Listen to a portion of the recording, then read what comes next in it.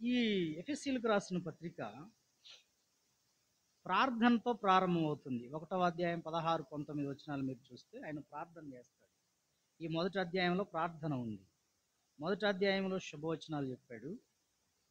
మొదటి 2 వచనాల్లో శుభవచనాలు చెప్పాడు.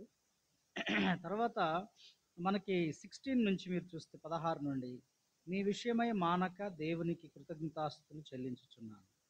ఎఫెసు సంఘాన్ని గురించి పౌలు గారు మానక దేవునికి కృతజ్ఞతాస్తుతులు చెల్లించాడు. కొరింథీ సంఘాన్ని గురించి కృతజ్ఞతాస్తుతులు చెల్లించినట్టుగా మనకు కనబడదు. గలతీయులకు రాసిన పత్రికలో చెప్పబడ్డ గలతీయ ప్రాంతంలో ఉన్న సంఘాన్ని గురించి కృతజ్ఞతాస్తుతులు చెల్లించినట్టుగా మనకు అది కనబడదు. కానీ ఎందుకంటే గలతీయ సంఘంలో పౌలు గారిని ఆయన అపోస్తలుడు కాదని నిందించారు. దుర్బోధకులు చెప్పిన మాటలు విని వాళ్ళు డైవర్ట్ అయ్యారు. కొరింథీ సంఘంలో కక్షలు, భేదాలు, భిన్నాభిప్రాయాలు ఉన్నాయి. అలాగనే అక్కడ జారత్వం చేసేవాళ్ళు ఉన్నారు కొరింథీ సంఘంలో. అలాంటి పరిస్థితుల్లో ఆయన దుఃఖపడ్డాడే తప్ప, ఆవేదన చెందాడే తప్ప, కన్నీళ్లు గార్చాడే తప్ప ఆయన సంతోషంతో దేవుని కృతజ్ఞతలు చెల్లించలేకపోయాడు. కానీ ఎఫెసు సంఘాన్ని గురించి మాత్రం ఆయన ఏమంటున్నాడు? మీ విషయమై మానక దేవునికి కృతజ్ఞతాస్తుతులు చెల్లించుచున్నాను అంటున్నాడు. కారణం ఏంటి?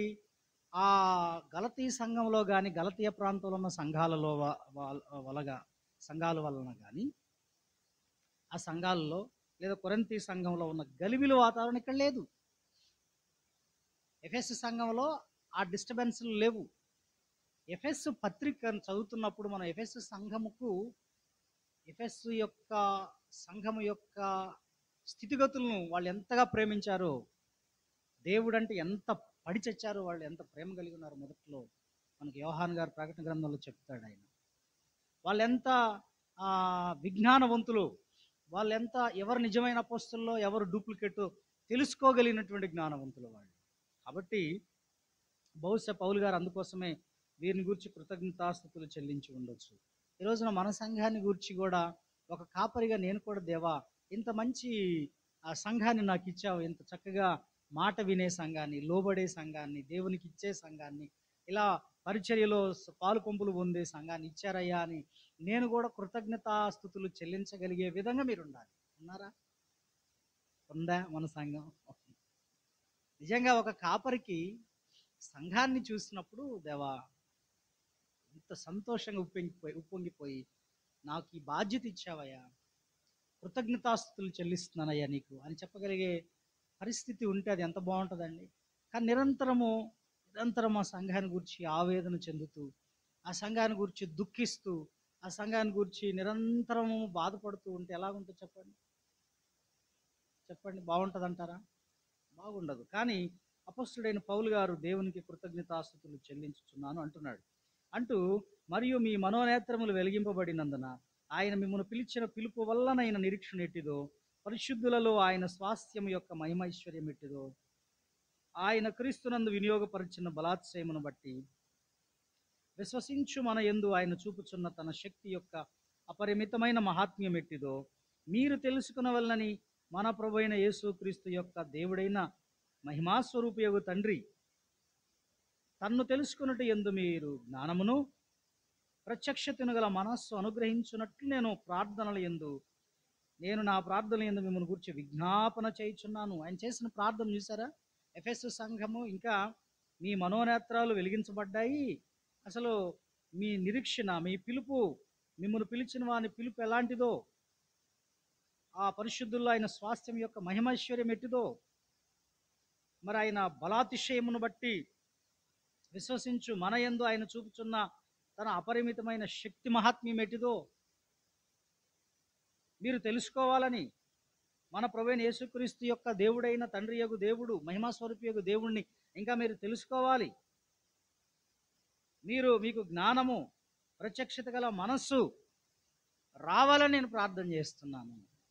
ఏం ప్రార్థన అండి! ఎంత మంచి ప్రార్థన వాళ్ళు తెలుసుకోవడానికి.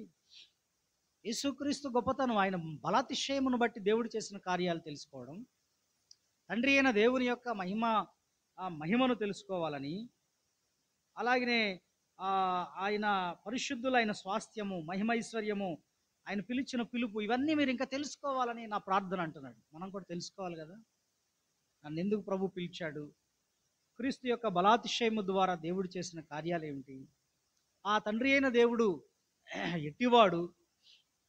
ఎందుకంటే యోహాన్ గారు తన యోహాన్ సువార్తలో యేసు ప్రభు వారు అంటారు కదా, ఏమని, నిత్య జీవం అంటే అర్థం ఏంటి, నిత్య జీవం అంటే ఏమిటి, ఆ తండ్రి అయిన దేవుని, ఆయన కుమారుడైన యేసుక్రీస్తును ఎరుగుటయే నిత్య జీవం. అది మనం తెలుసుకోవాలి. అది తెలియకపోతే నీకు నిత్య జీవము దొరకదు. ఆయనలో ఉంది, ఆయన కుమారుడైన యేసుక్రీస్తులో నిత్య జీవం ఉంది, వారిని తెలుసుకోవాలి. ఎఫెసు సంఘం గురించి అది ప్రార్థన చేశాడు. ఈ రోజున మనం కూడా, అయ్యా ఇంకా నేను తెలుసుకోవాలి, ఇంకా నేను తెలుసుకోవాలి, ఇంకా నేను నేర్చుకోవాలి అనే ప్రార్థన మనం చేసే వారంగా ఉండాలి. ప్రార్థనతోనే ఈ పత్రిక కొనసాగుతుంది. 3వ అధ్యాయం మొదటి వచనం మీరు చూస్తే, 3వ అధ్యాయం మొదటి వచనం,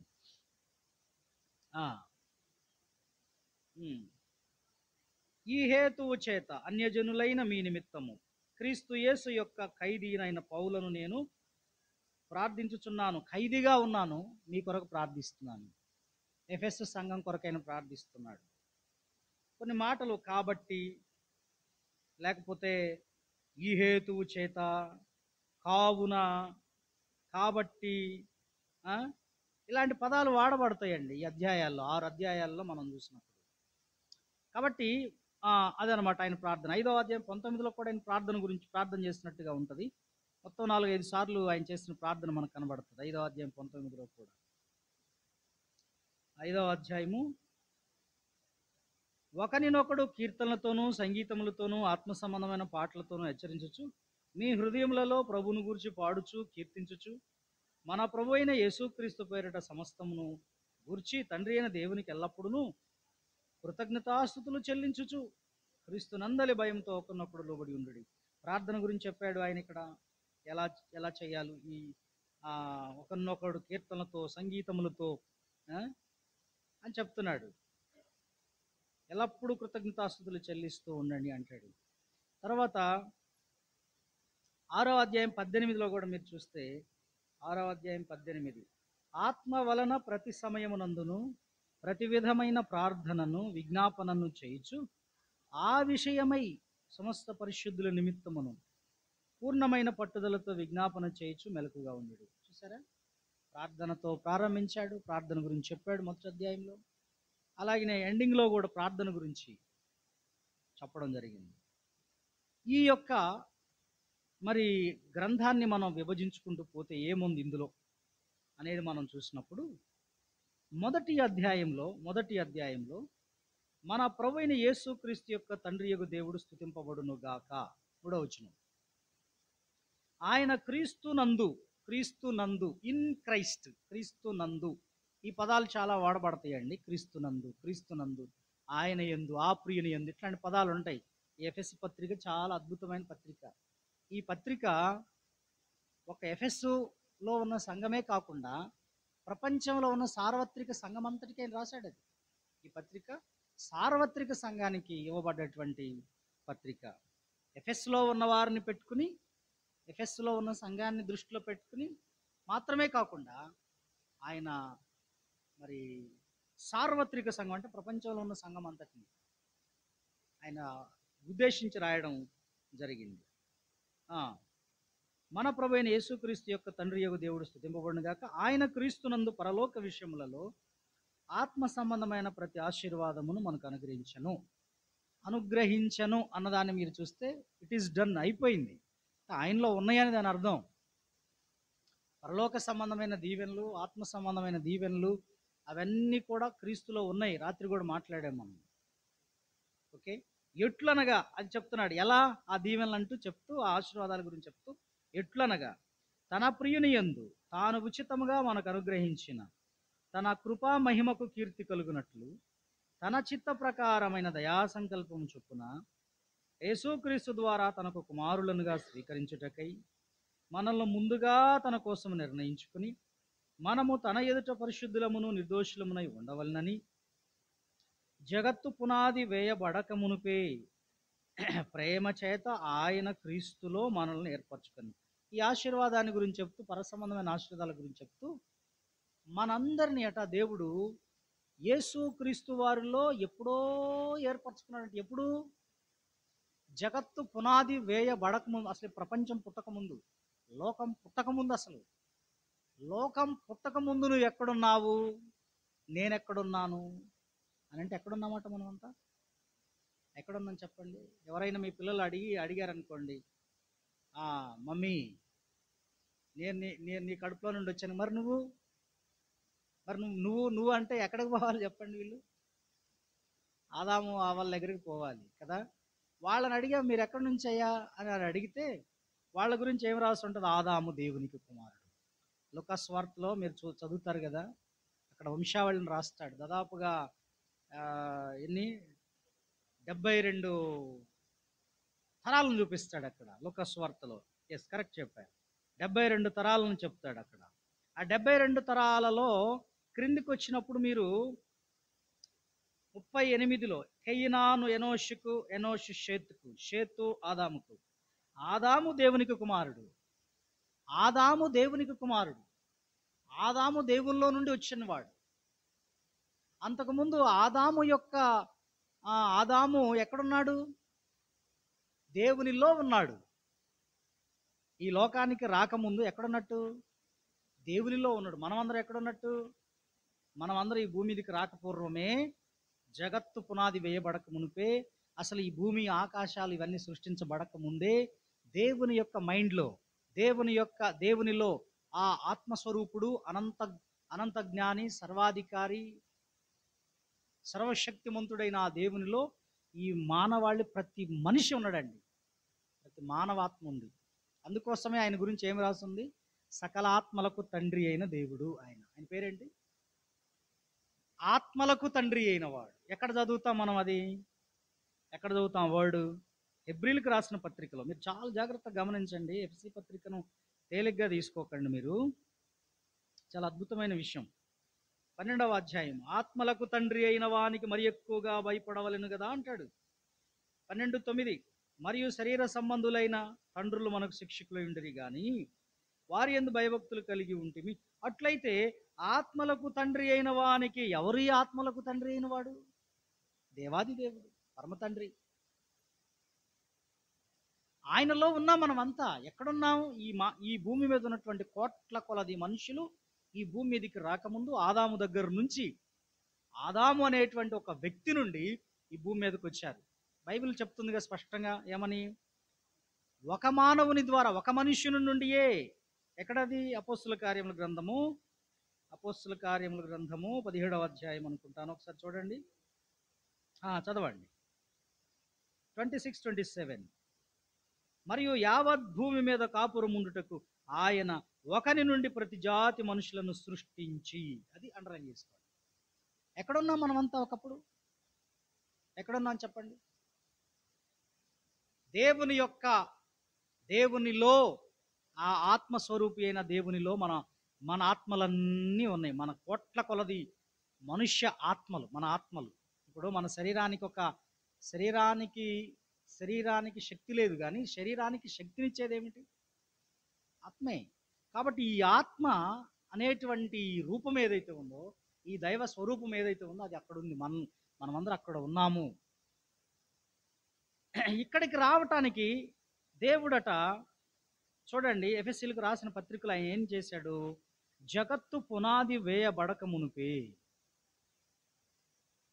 జగత్తు పునాది వేయబడక ముందే, మీరు జాగ్రత్తగా గమనించండి. యేసుక్రీస్తు ద్వారా, ఆయన చిత్త ప్రకారంగా యేసుక్రీస్తు ద్వారా తనకు కుమారులనుగా, మనమందరం ఆయన కుమారులముగా స్వీకరించటానికి. అదేంటి యేసుక్రీస్తు ద్వారా కుమారులుగా స్వీకరించబడటం ఏంటి అంటే, ముందు ఆదాము హవ్వలు ఉన్నారు కదా, వాళ్ళు నేరుగా దేవుని దగ్గర నుంచి వచ్చారు. ఆదాము కానీ మిస్ అయిపోయారు, వాళ్ళు తప్పిపోయారు కదా. తప్పిపోయారా లేదా? వాళ్ళు తప్పిపోయారు. తప్పిపోయి పాపములో పడిపోయి దేవునికి దూరం అయిపోయినటువంటి మానవాళిని మళ్ళీ ఆయన అనుకున్నాడు. ఆయన ప్లాను అంటే, ఆయనకి ఏమనిపించింది? ఆయన చూశాడు. ఎందుకంటే దేవుడు కాలం వెలుపల ఉంటాడు. మీరు గుర్తుపెట్టుకోండి, ఆయన ఇన్ఫైట్ గాడ్ అంటారు ఆయన. అందుకే అంటే అనంతం, కాలానికి వెలుపల ఉంటాడు. కాలంలో ఉంటాడు, కాలం వెలుపల కూడా ఉండగలడు ఆయన. కాబట్టి ఆయన సర్వశక్తిమంతుడు. మీకు అర్థమవుతుందా? ఇప్పుడు మనం కాలంలో ఉన్నామా, కాలం వెలుపల ఉన్నామా? కాలంలో ఉన్నాము. మన జీవితకాలం 100 ఏళ్ళు, 70, 80, 100 మా అయితే అంతే. కానీ దేవుడికి వయస్సు లేదు, అనంతం. అందుకే ఆయన ఇన్ఫినిట్ గాడ్ ఆయన. కాబట్టి మనం గుర్తుపెట్టుకోవాల్సిన ఆయన కాలములోనికి మనల్ని పంపాడు, మనల్ని పంపించాడు. అప్పుడు ఆయన అనుకున్నాడు, ఆదాము హవ్వలను సృష్టించినప్పుడు, మీకు ఈ మ్యాటర్ అర్థం కావడానికి, వచ్చిన అర్థం కావడం ఇదంతా చెప్పాల్సి వచ్చింది. ఆదాము హవ్వలు తప్పు చేస్తారు అనే సంగతి దేవుడికి తెలియదా? తెలుసు. ఆయన పరీక్షించాడు వాళ్ళని, అంతే. దాని మీద పెద్ద మీరేమి కోడిగుడ్డు మీద ఏకలు బీకాల్సిన అవసరం లేదు. చాలామంది కోడిగుడ్డు మీద ఏకలు బీకుతుంటారు. అలా ఎందుకు చేశాడు దేవుడు, ఇలా ఎందుకు చేశాడు దేవుడు అంటే, ఆయన ఎవరండి? ఆయన చెప్పండి. సోవరిన్ గాడ్, సార్వభౌమాధికారం కలిగిన వాడు. ఆయనకి తెలుసు. ఆదాము హవ్వలను టెస్ట్ చేశాడు, పరీక్షించాడు. ఫెయిల్ అవుతారని ఆయనకి తెలుసు. ఫెయిల్ అయిన తర్వాత వాట్ నెక్స్ట్, ఏం చెయ్యాలి? ఓకే, నా పిల్లలు పొరపాటున ఫలాలు తింటారు, తప్పిపోతారు. వేస్తున్న పరీక్షలో గెలిస్తే ఓకే, పరీక్షలో నెగ్గలేదనుకో, నెక్స్ట్ స్టెప్ ఏంటి అంటే ఆయన ముందే సిద్ధపాటు కలిగి ఉన్నాడు. ఆ నెక్స్ట్ సిద్ధపాటు ఏంటంటే, ఆ నెక్స్ట్ ప్లాన్ ఏంటంటే, ఓకే, ఆదాము తర్వాత కొన్ని వేల సంవత్సరాల తర్వాత స్వయంగా నా కుమారుణ్ణి ఈ లోకానికి పంపిస్తా. చెడి పడి బ్రష్లైన నా పిల్లల్ని మళ్ళీ ఆయన రక్త ప్రోక్షణ ద్వారా, ఆయన కల్వరి త్యాగము ద్వారా మళ్ళీ వాళ్ళను శుద్ధీకరించుకుని, వాళ్ళని మళ్ళీ పవిత్రపరచుకుని, వాళ్ళని మళ్ళీ నా యొద్దకు తెచ్చుకోవాలా అన్నటువంటి మాస్టర్ ప్లాన్ అయింది. Praise the lord. అది దాన్ని దయా సంకల్పం అంటారు. అందుకే చెప్పాడు, ఎప్పుడు మనల్ని ఏర్పరచుకున్నాడంట? జగత్తు పునాది వేయబడక ముందే. ఎఫెసు సంఘస్థులు కానీ, ఈ ప్రపంచంలో ఉన్నటువంటి ప్రతి సంఘబిడ్డ, సార్వత్రిక సంఘములో ఉన్నటువంటి ప్రతి బిడ్డను దేవుడు ఎలక్ట్ చేసుకున్నాడు. ఆయన ఆయన ఆయన ముందే నిర్ణయించుకున్నాడు. ఆయన ముందే. లేకపోతే నువ్వు వచ్చి యేసుప్రభువుని నమ్ముకోలేవు. నువ్వు వచ్చి యేసుప్రభువుని రక్షకుడిగా అంగీకరించి బాప్తిజం తీసుకుని ఆయనలో ఉన్నావు అంటే, ఆయన ఎప్పుడండి అది? జగత్తు పునాది వేయబడక ముందే నేను సేవకుని కావాలని, నేను సేవ చేయాలని, ఆయన పని చేయాలని, అలాగే నువ్వు దేవునిలో ఉండాలని, దేవుని కొరకు బ్రతకాలని మనందరినీ ఆయన ఏం చేసుకున్నాడు? ఏర్పరచుకున్నాడు, ఎలక్ట్ చేసుకున్నాడు, ఆయన నిర్ణయించుకున్నాడు. ఆయన తనలో చేశారు. లేకపోతే చచ్చిపోయేటోడేగా అబ్బాయి, పోయేటోడే కదా. వాటికి ఏం మొలిసేది? గడి మొలిసేది, గరక మొలిసేది కదా. కానీ అలా జరగకుండా ఎందుకు చేశాడు? కారణం ఏంటి? ఆయనకు ఒక సావరిన్ ప్లాన్ ఉంది, ఆయనకి ఒక మాస్టర్ ప్లాన్ ఉంది. ఇదిగో ఈ బిడ్డ నాలోకి రావాలి, రక్షించబడాలి, నా కుమారుడైన యేసుక్రీస్తును విశ్వసించుట ద్వారా అతడు పవిత్రపరచబడాలి, రక్షించబడాలి, అతడు మళ్ళీ తిరిగి నా యొద్దకు రావాలి. ఏం అద్భుతం అండి ఆయన! ఈ మాటలు ఎఫెసు పత్రికలో రాశాడు. అద్భుతమైన మాటలు పౌలు గారు. యేసుక్రీస్తు ద్వారా తనకు కుమారులనుగా స్వీకరించుటకై మనల్ని ముందుగా, తన కోసం ముందుగా, ఎప్పుడంట? బిఫోర్, ఇప్పుడు కాదు, ఎప్పుడో ముందుగా ఆయన చాలా ఏర్పరచుకున్నాడు. ఆయన నిర్ణయించుకుని, మనము తన ఎదుట పరిశుద్ధులమును నిర్దోషులమై ఉండవలనని జగత్తు పునాది వేయబడక మునిపే ప్రేమ చేత ఆయన క్రీస్తులో మనలను ఏర్పరచుకొనెను. మనం ఎంత ధన్యులం అండి బాబు. మనవాళ్ళు అనుకుంటారు, ఏంటి యేసుప్రభు నమ్ముకున్న నాకు ఈ కష్టాలేంటి, ఈ బాధలేంటి? చాలా సంకుచిత స్వభావంతో మాట్లాడే మాటలు, అవిశ్వాస మాటలు.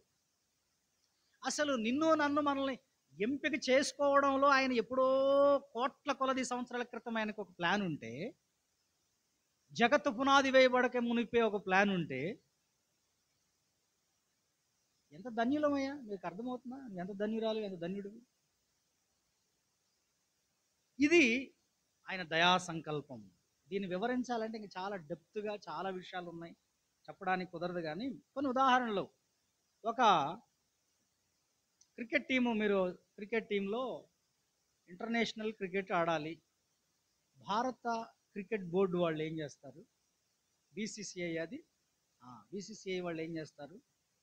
ఒక 11 మంది పని చేయాలి, దాంట్లో క్రికెట్ ఆడాలి. ఎవరు బౌలింగ్ బాగా చేస్తారో, ఎవరు బాగా బ్యాటింగ్ చేస్తారో, ఎవరు బాగా ఫీల్డింగ్ చేస్తారో, అంతకుముందు వాళ్ళ రికార్డ్ ఏంటి ఇవన్నీ చూసి వాళ్ళని ఏం చేస్తారు? సెలెక్ట్ చేస్తారు ఇంటర్నేషనల్ క్రికెట్ టీంలోకి, అంతే కదా. అంటే వీడు బాగా పరుగులు తీస్తాడు, వీడు బాగా బ్యాటింగ్ చేస్తాడు, వీడు బాగా ఏం చేస్తాడు, ఫీల్డింగ్ చేస్తాడు, బౌలింగ్ చేస్తాడు. ఇవన్నీ వాళ్ళు చూసి సెలెక్ట్ చేసి టీంలో పంపిస్తారు. ఇది పద్ధతి. కానీ ఇక్కడ మనం చూస్తే దేవుడు కూడా ఈ భూమి మీద మనల్ని తన తన సంఘంలోకి చేర్చుకోవడానికి, తన పిల్లలుగా మనల్ని స్వీకరించడానికి దేవునికి కూడా ఒకటి ఉంది. ఏంటి? ఇదిగో ఈ వ్యక్తి నా కోసం ఇది చేస్తాడు, ఆయనకు తెలుసు.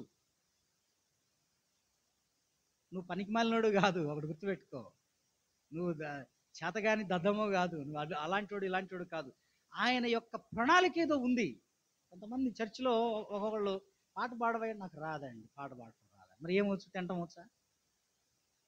తిని బొబ్బోవటం వచ్చా?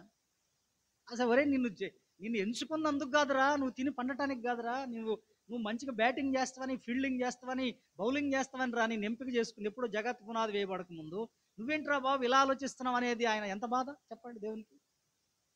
ఎప్పుడో ఏంటి మన పరిస్థితి ఏంటి ఒకసారి ఆలోచించేయండి. రాత్రికాల సమయం ఎంత దౌర్భాగ్యపు ఆలోచనలండి మనవి. ఎంత దీనంగా ఆలోచిస్తున్నామండి మనం. అసలు మన స్టేటస్ చూస్తే ఎంత గొప్పది, మన యొక్క ఔన్నత్యం ఎంత గొప్పది, దేవుడు ఎంత గొప్పగా ఆయన ఆలోచించాడు, ఎంత గొప్పగా ఆలోచించాడు. భారతదేశంలో దళిత సామాజిక వర్గాన్ని ఒకప్పుడు హరిజనులు అంటే, ఆయన గాంధీ గారు చెప్పాడు, హరిజనులు అంటే దేవుని బిడ్డలట. ఆయన చెప్పేది ఏందో మరి గాంధీ గారు చెప్పాల్సిన అవసరం ఏం లేదు. కానీ అంటే వీళ్ళందరూ తృణీకరించబడ్డారు, కానీ నైనా మీరు కూడా ఏమని దేవుని పిల్లలు అన్నట్టుగా ఆయన ఒక పదం పెట్టాడు, హరిజనుడు అని. అసలు ఇది కాదండి. ఇప్పుడు ఆయన ఏం చెప్పాడు? మనమందరం అంటే ఈ భారతదేశంలో ఉన్నటువంటి ఒక దళిత సామాజిక వర్గానికి చెందిన వాళ్ళు మాత్రమే, వెనుకబడిన వాళ్ళు మాత్రమే నీ దయచేత వీళ్ళు కూడా దేవుని పిల్లలు, హరిజనులు అని అనుకోవడానికి మిగిలిన వాళ్ళందరూ హరిజనులు కాదా వాళ్ళు? అది చాలా సింపుల్ పదం అండి. కానీ దేవాది దేవుడు ఎప్పుడో చెప్పాడు, నా పిల్లలు మీరంతా. కోట్ల కొలది మనుషులను ఆయన అన్నాడు, నేను ఎప్పుడో ఏర్పరచుకున్నాను అన్నాడు. ఎప్పుడు? జగత్తు పునాది వేయబడకుండా. ఆయన క్రీస్తులో మనల్ని అంటే క్రీస్తు ఎక్కడున్నాడు అప్పుడు? ఎక్కడున్నాడు అప్పుడు ఆయన? అక్కడున్నాడు, పరలోకంలో ఉన్నాడు ఆయన, తండ్రి కుడి పార్శ్వమున తండ్రితో ఉన్నాడు ఆయన. ఆయన ఈ భూమి మీదకి వచ్చాడు తప్ప పుట్టలేదు. గుర్తుపెట్టుకోండి. జననం గురించి మనం మాట్లాడతాం కదా, ఏదండి ఈ క్రిస్మస్ గురించి మాట్లాడుతూ ఉంటే, యేసు ప్రభు వారు పుట్టాడు, డిసెంబర్ 25న పుట్టాడు, డిసెంబర్ 25న పుట్టాడు అనేది ఆ డేటు ఇవన్నీ తర్వాత సంగతి. కానీ పుట్టడం కాదు అసలు, ఆయన ఇక్కడికి వచ్చాడు. ఆయన అంతకుముందు ఎక్కడున్నాడు? ఆయన ఎక్కడో ఉన్నాడు. ఎక్కడున్నాడు ఆయన? ఎక్కడో ఉన్నాడు అంటే ఎక్కడున్నాడు? పరలోకంలో ఉన్నాడు, తండ్రితో కూడా ఉన్నాడు ఆయన. ఆయనలో మనల్ని ఏర్పరచుకుని మళ్ళీ తండ్రి దగ్గరికి తీసుకుని పోయి ఒక మహత్తరమైనటువంటి ప్రణాళిక, మాస్టర్ ప్లాన్ దేవుడు వేసుకున్నాడు. దీన్ని గ్రహించలేకపోతున్నాం మనం, దీన్ని అర్థం చేసుకోలేకపోతున్నాం మనం. కానీ ఆయన అయితే మనల్ని ఎప్పుడో ఏర్పరచుకున్నాడు. పర సంబంధమైన ప్రతి ఆశీర్వాదాన్ని ఆయన మనకిచ్చాడు. 1:3 ప్రకారంగా ప్రతి ఆశీర్వాదాన్ని ఆయన మనకిచ్చాడు. ఇందులో ముఖ్యంగా పతనమైపోయినటువంటి మనిషిని ముందు మనల్ని రక్షించాలి, కాపాడాలి, పాతాళానికి పోకుండా వారి పాపముల నుండి విడిపించబడాలి, పాప క్షమాపణ ఇవ్వాలి. పాప క్షమాపణ పొందటం ఆశీర్వాదంలో ఒక భాగం. తెలుసా మీకు? తెలుసా? ఇక్కడ చెప్పాడు, చూద్దా, కిందికి రండి. 7వ వచనం, దేవుని కృపా మహదైశ్వర్యమును బట్టి ఆ ప్రియుని యందు, ఏ ప్రియుడు? మన ప్రాణప్రియుడు యేసుక్రీస్తు వారి యందు ఆయన రక్తం వల్ల మనకు విమోచనము, ఆయన మన అపరాధములకు అనగా మన అపరాధములకు క్షమాపణ మనకు కలిగి ఉన్నది. కాలం సంపూర్ణమైనప్పుడు జరగవలసిన ఏర్పాటును బట్టి ఆయన తన దయా సంకల్పం చొప్పున, ఈ వర్డ్ని మీరు బాగా గమనించండి. దయా సంకల్పం అంటే దేవుని ప్రణాళిక. దేవుడు అనుకున్నటువంటి ఒక ప్రణాళిక. చూడండి, పాత నిబంధనలో ఒక అబ్రహాము గారు పుట్టాలి, ఆయన ద్వారా ఈ భూమి మీద మరి ఒక కుమారుడు, ఆయనకు ఒక ఇసాక్ అనే కుమారుడు పుట్టాలి. ఇసాకు ద్వారా 12 మంది కుమారులు రావాలి. ఆ 12 మందిలో ఒకడు యాకోబు యొక్క సంతతి అయినటువంటి ఆయనకు 12 మంది కొడుకులు పుట్టాలి. ఇట్లా ఆయన ఒక ప్లాన్, దాంట్లో ఏదో ఒక రక్షణ ప్రణాళిక మనకు స్పష్టంగా కనబడుతుంది కదా.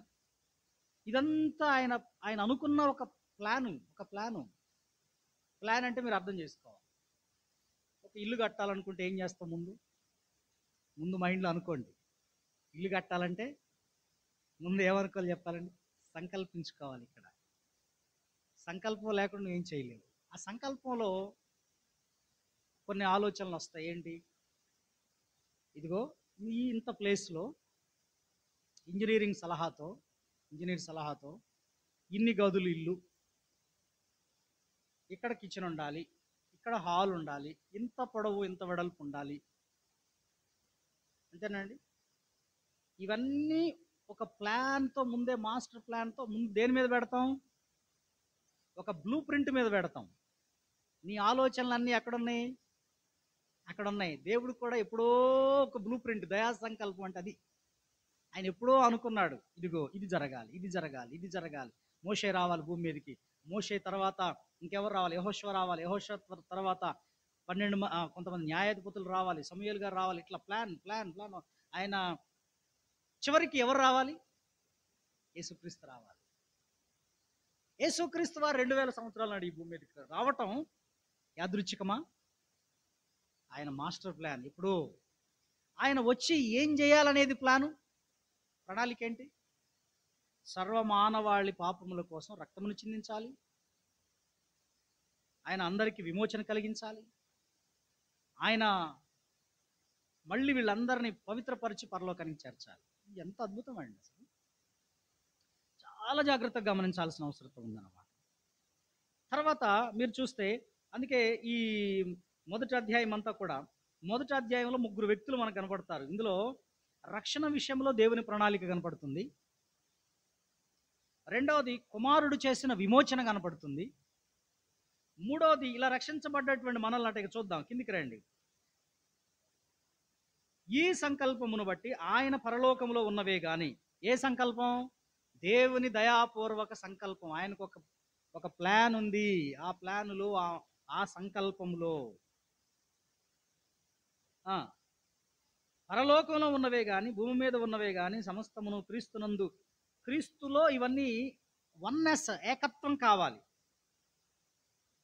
ఏకంగా సమకూర్చవలనని తనలో తాను నిర్ణయించుకుని ఆయన అనుకున్నదట. అది పరలోకంలో ఉన్నది కావచ్చు, భూమి మీద ఉన్నది కావచ్చు. ఎందుకంటే పరలోకంలో కూడా డిస్టర్బెన్స్ జరిగింది కదా. ఎందుకు డిస్టర్బెన్స్ జరిగింది పరలోకంలో? చెప్పండి, ఎవరి వల్ల జరిగింది? ఎస్, గుడ్, కరెక్ట్ చెప్పారు. సాతానుగాడి వలన కొంత పరలోకంలో డిస్టర్బెన్స్ జరిగింది. భూమి మీద కూడా ఆదాము వలన డిస్టర్బెన్స్ జరిగింది. ఇవన్నీ కూడా ఏం కావాలి? మళ్ళీ సరిచేయబడి, సరిదిద్దబడి, మళ్ళీ క్రీస్తులో అన్ని ఏకత్వము కలిగి ఏకమై అవన్నీ కూడా సమకూర్చబడాలని దేవుడట తన ప్రణాళికను ఇక్కడ సవివరంగా తెలియపరిచాడు, నిర్ణయించుకున్నాడు. మరియు క్రీస్తునందు ముందుగా నిరీక్షించిన మనము తన మహిమకు కీర్తి కలుగజేయవలనని. ఇక చూడండి, క్రీస్తునందు ముందుగా నిరీక్షించిన మనము తన మహిమకు కీర్తి కలుగజేయవలనని దేవుడు తన చిత్త ప్రకారమైన సంకల్పమును బట్టి మనల్ని ముందుగా నిర్ణయించి. ఓ ఎఫెసు సంఘస్థులారా, మీరు ఒకప్పుడు విగ్రహారాధన బతికారు, అర్థమే దేవుని ఆరాధించారు, మాంత్రిక విద్యలను అభ్యసించారు, రకరకాల పాప బ్రతుకు బతికారు. కానీ మీరు ఈ రోజును తెలుసుకున్నారు, ప్రభువును స్వీకరించారు, నిజదేవుని తెలుసుకున్నారు. ఇదంతా కూడా ముందుగానే నిర్ణయించడం జరిగింది. ఆయన యందు స్వాస్థ్యముగా మీరు ఏర్పరచబడ్డారు, ఇంకా ఆయన తన చిత్తానుసారంగా చేసిన నిర్ణయము చొప్పున సమస్త కార్యములను జరిగించున్నాడు. ఆయన ఏ కార్యం జరగాలన్నా తన చిత్త ప్రకారమే ఆయన కార్యాలు జరిగిస్తున్నాడు. మీరును సత్యవాక్యమును అనగా మీ రక్షణ సువార్తను విని క్రీస్తునందు విశ్వాసముంచి వాగ్దానము చేయబడిన ఆత్మచేత ముద్రింపబడితిరి. తండ్రి అయిన దేవుని రక్షణ ప్రణాళిక కనబడుతుంది, కుమారుడి యొక్క విమోచన కార్యం కనిపిస్తుంది. అలా విమోచించబడ్డ మనల్ని ఏం చేశాడట? ముద్రించటం, సీల్ చేయబడ్డాం. ఇది సీల్ అంటే ఎవరిదండి? ఫర్ ఎగ్జాంపుల్, సీల్ చేయబడటం అంటే ఒక ప్రాపర్టీ ఒకరు కొనుక్కున్నారనుకో, రిజిస్టర్ ఆఫీస్లో ఏమేస్తారు? సీల్, ముద్ర వేస్తారు. ఇది ఫలానా వాళ్ళ సొత్తు, ఈ ప్రాపర్టీ వాళ్ళది, కొనుక్కున్నారు, అంతే కదండి. అదే కదా. దాన్ని ఎలా మనం చూస్తాం? ఒక డాక్యుమెంట్ రూపంలో చూస్తాం. అట్లాగనే మనల్ని ఆయన తన రక్తం చేత కొన్న తర్వాత పరిశుద్ధాత్మ చేత ముద్రించబడ్డాం మనం. అంటే వీళ్ళంతా, ఈ సంఘమంతా, ఎఫెసు సంఘమంతా, భూమి మీద ఉన్న క్రైస్తవ సార్వత్రిక సంఘమంతా ఎవరిది అని ముద్రించబడింది? ఇది దేవుడిది, ఇది యేసుక్రీస్తు వారి ప్రాపర్టీ అని పరిశుద్ధాత్మ ముద్రించేశాడంతే. ముద్రింపబడ్డాం మనం. దేవుని మహిమకు కీర్తి కలుగుటకై ఆయన సంపాదించుకొనిన, ఎవరు సంపాదించుకున్నారు? యేసుప్రభు వారు సంపాదించుకున్నారంట మనందరినీ. మనమందరం ఆయన సంపాదించుకున్నప్పుడు మనమందరం ఎవరి వాళ్ళం? అందుకే ఏమంటాడు కొరింథీ పత్రికలో, మీరు విలువ పెట్టి కొనబడిన వారు గనుక మీ దేహముతో దేవుని మహింపరచండి. పేతురు రాసిన మొదటి పత్రిక 1:18 ఏమంటాడు? మీరు క్షయమైపోయే వెండి బంగారముల చేత విమోచింపబడలేదు, క్రీస్తు రక్తము, ఆ జీవము కలిగిన దేవుని గొర్రెపిల్ల వంటి క్రీస్తు రక్తము చేత మీరు విమోచింపబడ్డారు. కాబట్టి మనం అనామకులమా? ఈ వచనాలన్నింటిని బట్టి మీరు ఆలోచన చేయండి. అనామకులా మీరు? అడ్రస్ లేని వాళ్ళ, పనికి రాని వాళ్ళ, లేకపోతే ఏ రకమైన ఈ సమాజం ఒకవేళ మనం చూడవచ్చు ఒక రకంగా తృణీకరించిన వాళ్ళుగా, కుటుంబస్తులు తృణీకరించిన వాడుగా చూడొచ్చు. కానీ దేవుడు ఏమన్నాడు? జగత్తు పునాది వేయబడక మునిపే. ఎప్పుడు? జగత్తు పునాది వేయబడక మునిపే నేను ఏర్పరచుకున్నాను. ఏవండి, నాకు చదువుతూ ఉంటే ఎఫెసు పత్రిక చదువుతుంది, చాలా చాలా ఎక్కడికో మనం వెళ్ళిపోతున్నాం. చాలా అద్భుతంగా అనిపిస్తుంది ఈ పత్రిక చదివితే. మనం గలతీలకు రాసిన పత్రికలో ఉన్న డిస్టర్బెన్స్లు చదివాం, కొరింథీ పత్రికలో ఉన్న డిస్టర్బెన్స్లు చదివాం. చాలా ఆ సంఘాల్లో ఉన్న గలిబిలికి పౌలు గారు పాపం ఆయన కూడా బాగా బాధపడ్డాడు. కానీ ఎఫెసీ పత్రిక రాసేటప్పటికి ఎఫెస్సులో చాలా సంతోషభరితంగా ఆయన రాశాడు. ఆ సంఘాన్ని చూసినప్పుడు ఆయనకు ఆనందం వేసింది. ఆయనకి కొరింథు పట్టణంలో సంవత్సరంన్నర ఉన్నాడు ఆయన, కానీ దుఃఖపడ్డాడు. ఎఫెస్సులో కష్టాలలో ఉండి కూడా కష్టపడ్డాడు, మృగాల మధ్య బ్రతికాడు, మృగాల లాంటి మనుషుల మధ్య జీవించాడు. ప్రాణం మీద ఆశ లేదు, బ్రతుకుతామన్న నమ్మకం లేదు. అలాంటి వాళ్ళ మధ్యలో సంఘాన్ని నిర్మించేంత క్లిష్టమైన పరిస్థితుల్లో సంఘాన్ని కట్టినప్పుడు, ఆయన కట్టిన తర్వాత వాళ్ళ జీవన విధానాన్ని చూసి ఆయన అసలు చాలా సంతోషించాడు. అందుకే ఎఫెసు పత్రిక అంతా మీరు చూస్తే ఆశీర్వాదపు జల్లుల గురించి కనబడతా ఉంటాం. బ్రతుకులో ఉండాల్సిన జీవన విధానం గురించి చక్కగా వివరిస్తాడు ఎఫెసు పత్రిక చదివినప్పుడు. ఇంకా ఎందుకు రండి, ఆయన సంపాదించుకున్న ప్రజలకు విమోచనం కలుగు నిమిత్తము ఈ ఆత్మ మన స్వాస్థ్యమునకు సంచికరువుగా ఉన్నాడు. సంచికరువు అంటే ఏంటి తెలుసా? ఒక గ్యారంటీ. నిన్ను పరలోకానికి తీసుకెళ్తా, నువ్వు వెళ్తావు, ఇదిగో నా కుమారుని ఆత్మ నిన్ను ముద్రించింది, గ్యారంటీ, నీకు నో ప్రాబ్లం. సంచికరువు అంటే అదనమాట. ఒక వస్తువుని మనం, ఒక బంగారపు వస్తువు ఇచ్చి డబ్బులు తీసుకుంటాం కదా, ఎందుకు ఇస్తామని చెప్పండి? మళ్ళీ తీసుకుంటానండి, ఆ వస్తువు నాది, ప్రేమతో కొనుక్కున్నా నేను, ఆ బంగారపు వస్తువు, ఆ నెక్లెస్ లేకపోతే ఆ బ్యాంగిల్స్ అవన్నీ కూడా పెట్టినప్పుడు ఏం చేస్తాను చెప్పండి? ఒక నోటు ఏదో రాసుకుని మళ్ళీ తీసుకుంటాం మేము అనే కదా. దానికి గ్యారంటీ అన్నమాట. అట్లాగే ఒక గ్యారంటీ లాగా పరిశుద్ధాత్మ దేవుడు మనకున్నాడు అని పౌలు గారు ఇక్కడ చెప్పడం జరిగింది. ఈ అధ్యాయం అంతా అది దేవుని యొక్క రక్షణ ప్రణాళిక కనపడుతుంది, యేసుక్రీస్తు వారి విమోచన కార్యం కనబడుతుంది, పరిశుద్ధాత్మ దేవుడు మనల్ని ముద్రించి సంచికరువుగా ఉండటం కనబడుతుంది కదా. ఇకపోతే రెండవ అధ్యాయానికి వద్దాం. రెండవ అధ్యాయానికి వస్తే ఇక్కడ ఇంకొకటి, మొదటి అధ్యాయంలో ఇంకేమంటాడు? ఆ విమోచకుడిని గురించి చెప్తూ, విమోచకుడైన యేసుక్రీస్తుని గురించి చెప్తూ ఏమంటాడంటే, ఆయన ఆ బలాతిశయం చేత 20, 21, 22, 23 వచనాల్లో, ఆయన ఆ బలాతిశయం చేత క్రీస్తును మృతుల్లో నుండి లేపి సమస్తమైన ఆధిపత్యము కంటేను, అధికారం కంటేను, శక్తి కంటేను, ప్రభుత్వం కంటేను, ఈ యుగమునందు మాత్రమే గాక రాబో యుగమునందును పేరు పొందిన ప్రతి నామము కంటేను ఎంతో హెచ్చుగా పరలోకమునందు ఆయనను తన కుడి పార్శ్వమును కూర్చుండబెట్టుకుని ఉన్నాడు. మరియు సమస్తమును ఆయన పాదముల క్రింద ఉంచి సమస్తము పైని ఆయనను సంఘమునకు శిరస్సుగా నియమించను. ఆ సంఘము ఆయన శరీరము, సమస్తమును పూర్తిగా నింపుచున్న వాని సంపూర్ణత అయి ఉన్నది. ఇది అర్థమైనా మీకు? ఈ వచనాలు చదువుకోండి మీరు బాగా, చాలా ఆ విషయాలు చాలా స్పష్టంగా మీకు అర్థమవుతాయి, ప్రాబ్లం ఏం లేదు. యేసుక్రీస్తు వారు చేసిన విమోచన కార్యాన్ని బట్టి ఆయన యొక్క ఆధిక్యతను చెప్తున్నాడు ఇక్కడ. ఆయన ఎంత గొప్పగా సమస్తమైన ఆధిపత్యం కంటే, అధికారం కంటే, శక్తి కంటే, ఆయనకంటే ఇంకా ఆయనకు మించిన అధికారం లేదు. ఆయన కలిగిన అధికారం కంటే అధికారం లేదు. ఆయనకున్న ఆధిపత్యం కంటే ఆధిపత్యం లేదు. అది యుగమందు కావచ్చు, రాబో యుగమందు కావచ్చు, ఎప్పుడైనా కానీ ఆయనకి మించిన వాళ్ళు లేరు. ఇంత గొప్పవాడు ఆయన. అవునా? అంత గొప్పవాడా? ఎస్. ఈ భూమి మీద తక్కువవాడుగా పుట్టిన యేసు ప్రభు, అంటే సామాన్యుడిగా పుట్టిన యేసు ప్రభు, యూదులు నమ్మల. యూదులు యేసు ప్రభు నమ్మల. ఆయన సృష్టికర్త, దైవ కుమారుడు అన్న సత్యాన్ని వాళ్ళు మిస్ అయిపోయారు. వాళ్ళు వడ్లవాని కుమారుడు, ఏదో పశువుల పాకలో పుట్టినోడు అట్లా అనుకున్నారు తప్ప, నిజానికి ఆయన ఎంత గొప్పవాడో వాళ్ళ మనోనేత్రాలు వెలిగించబడలా. ఎవరి మనోనేత్రాలు వెలిగించబడ్డాయి? మన నేత్రాలు వెలిగించబడ్డాయి. వాళ్ళకి అది లేదు ఇప్పటికీ. వాళ్ళ కళ్ళు ఇప్పటికీ మూసుకుపోయి ఉన్నాయి. యూదులకి, ఇశ్రాయేలులకి ఇప్పటికీ వాళ్ళ కళ్ళు మూసుకుపోయాయి, తెరవబడలా ఇప్పటికీ.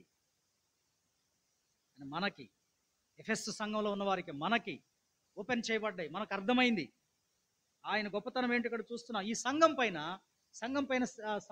శిరస్సు ఎవరు? సంఘానికి శిరస్సు ఎవరు? యేసుక్రీస్తేనట. సమస్తం ఆయన పాదముల క్రింద. ఇప్పుడు ఈ భూమి, ఆకాశం ఇవన్నీ ఆయన పాదాల క్రింద ఉంది. సాతానుడు పాదాల కింద లేవండి. ఉంటే ఉండొచ్చు, కానీ వాడి చేతుల్లో ఉంటే, దుష్టుని చేతిలో కొంత ఉండొచ్చేమో, కానీ సర్వాధికారం ఎవరిలో ఉంది? ఇప్పుడు ఎవరి చేతిలో ఉంది? యేసుప్రభు చేతిలో ఉంది. ఇది మనం గుర్తుపెట్టుకోవాలి. 2వ అధ్యాయం. ఇకపోతే ఏమన్నాడు చూడండి. పడిపోయిన చెడిపోయిన మనిషిని గురించి చెప్తున్నాడు ఇక్కడ. మీ అపరాధముల చేతను పాపముల చేతను మీరు చచ్చిన వారై ఉండగా ఆయన మిమ్మల్ని క్రీస్తుతో కూడా బ్రతికించను. వావ్! ఏమంటున్నాడు పౌలు గారు? మీరు మీ అపరాధముల చేతను, మీ అపరాధములు, మీ అతిక్రమాలు, వాటితో ఏమైపోయారు? మీ పాపముల చేత బ్రతికి ఉన్నా చచ్చిన వాళ్ళు మీరు. చచ్చిన వారై ఉండగా. నేను ఆరాధనలో ఈ పదం వాడుతుంటే ఎక్కువగా, ప్రార్థనలో ఎక్కువగా ఈ పదం వాడుతాను. ఏమని? మనం అందరం చేయాలి, ఈ పదం వాడాలి తప్పకుండా. అయ్యా, నేను అపరాధముల చేతను పాపముల చేతను చచ్చిన వాడనై ఉండగా నన్ను క్రీస్తుతో కూడా బ్రతికించావు కదా తండ్రి, ఎంత గొప్ప ధన్యత నాకు ఇచ్చావయ్యా అని ఇప్పుడు స్తుతులు చెల్లించారా మీరు? చెల్లించాలి. ఆయనకు ఆరాధన చెల్లించాలి. మనం ఏమన్నాడు? క్రీస్తుతో కూడా మీరు బ్రతికించబడ్డారు. బ్రతికించాడు ఆయన మనం. మీరు వాటిని చేయుచు వాయుమండల సంబంధమైన అధిపతిని, అనగా అవిధేయులైన వారిని ఇప్పుడు ప్రేరేపించు శక్తికి అధిపతిని అనుసరించి ఈ ప్రపంచ ధర్మం చొప్పున మునుపు నడుచుకుంటారు. మునుపు ఎట్లున్నారంటే, మీ బ్రతుకు, మీ జీవితం ఎలాగుందంటే, ఆ వాయుమండల సంబంధమైన అధిపతి గాలివాడు ఉన్నాడు కదా. వాయుమండల సంబంధమైన అధిపతి అంటే గాలివాడు, వాడే కదా గాలివాడు అనాలి. వాడిని ఏమనాలి? అది వాయుమండల సంబంధమైన అధిపతి అంటే సాతానుడు. వాడికి చాలా పేర్లు ఉన్నాయి, రకరకాల పేర్లు ఉన్నాయి వాడికి, క్రొత్త నిబంధనలో కానీ పాత నిబంధనలో కానీ. ఆ పేర్లలో ఇది ఒకటి, వాయుమండల సంబంధమైన అధిపతి. వీడు ప్రజలని ప్రేరేపిస్తున్నాడు. మనుషులు వాడి చేత ప్రేరేపించబడి క్రీస్తుకు విరోధంగా ప్రవర్తించిన జీవితాలు మనం జీవించాం కదా. ఒకప్పుడు పౌలు గారిని కూడా రేకెత్తించింది వాడే అనుకుంటున్నాను నేను. క్రీస్తుకు విరోధంగా రేకెత్తించినోడు వాడే. కాబట్టి ఆయన కత్తిగట్టి క్రైస్తవులను చంపుదామని పోయినప్పుడు ప్రభు పట్టుకున్నాడు. ప్రేరేపించేటువంటి పరిస్థితుల్లో ఒకప్పుడు మనం ఈ ప్రపంచ ధర్మం చొప్పున, అంటే ఈ యుగ సంబంధమైన పరిస్థితులలో, ఈ లోక సాంప్రదాయాల్లో, ఈ లోక పరిస్థితుల్లో బ్రతికిన మనం మునుపు నడుచుకున్నాం.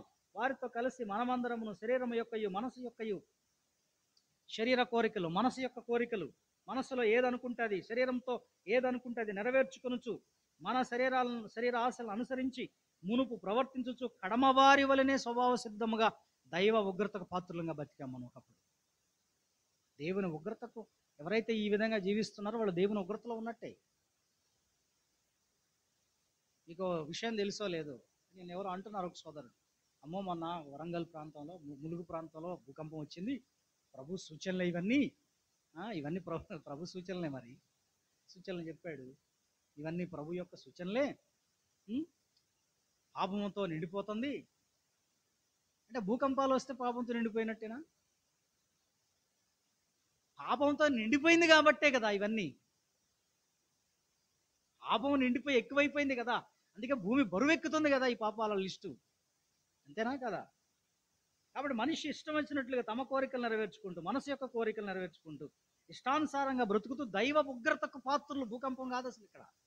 భూకంపం జస్ట్ అసలు దేవుని ఉగ్రత మనిషి మీద దిగొస్తే వాడు ఎక్కడికి పోవాలి చెప్పండి? నెక్స్ట్ వాడి యొక్క డెస్టినేషన్ ఎక్కడికి చెప్పండి? పాతాళం, నిత్యాగ్నిగుండం. అదిగో దాని నుంచి మనం ఒకప్పుడు ఉన్నాం. ఆ ఉగ్రతకు పాత్రలమైన మనం, నువ్వు, నేను, మనమందరం ఏమయ్యాం? కిందికి రండి. ఇప్పుడు ఒకప్పుడు దైవ ఉగ్రతకు పాత్రులమై ఉంటిమి, అయినను దేవుడు కరుణా సంపన్నుడై, ఏమై ఉన్నాడు ఆయన? కరుణా సంపన్నుడై, మనము మన అపరాధముల చేతను చచ్చిన వారమై ఉండినప్పుడు సైతము, మన అపరాధములతో చచ్చి దైవ ఉగ్రతకు పాత్రులమై ఉన్నప్పుడు ఆయన తన మహాప్రేమ చేత, కరుణ చేత మనల్ని క్రీస్తుతో కూడా బ్రతికించాడు. ఏది ఆశీర్వాదం కాదా?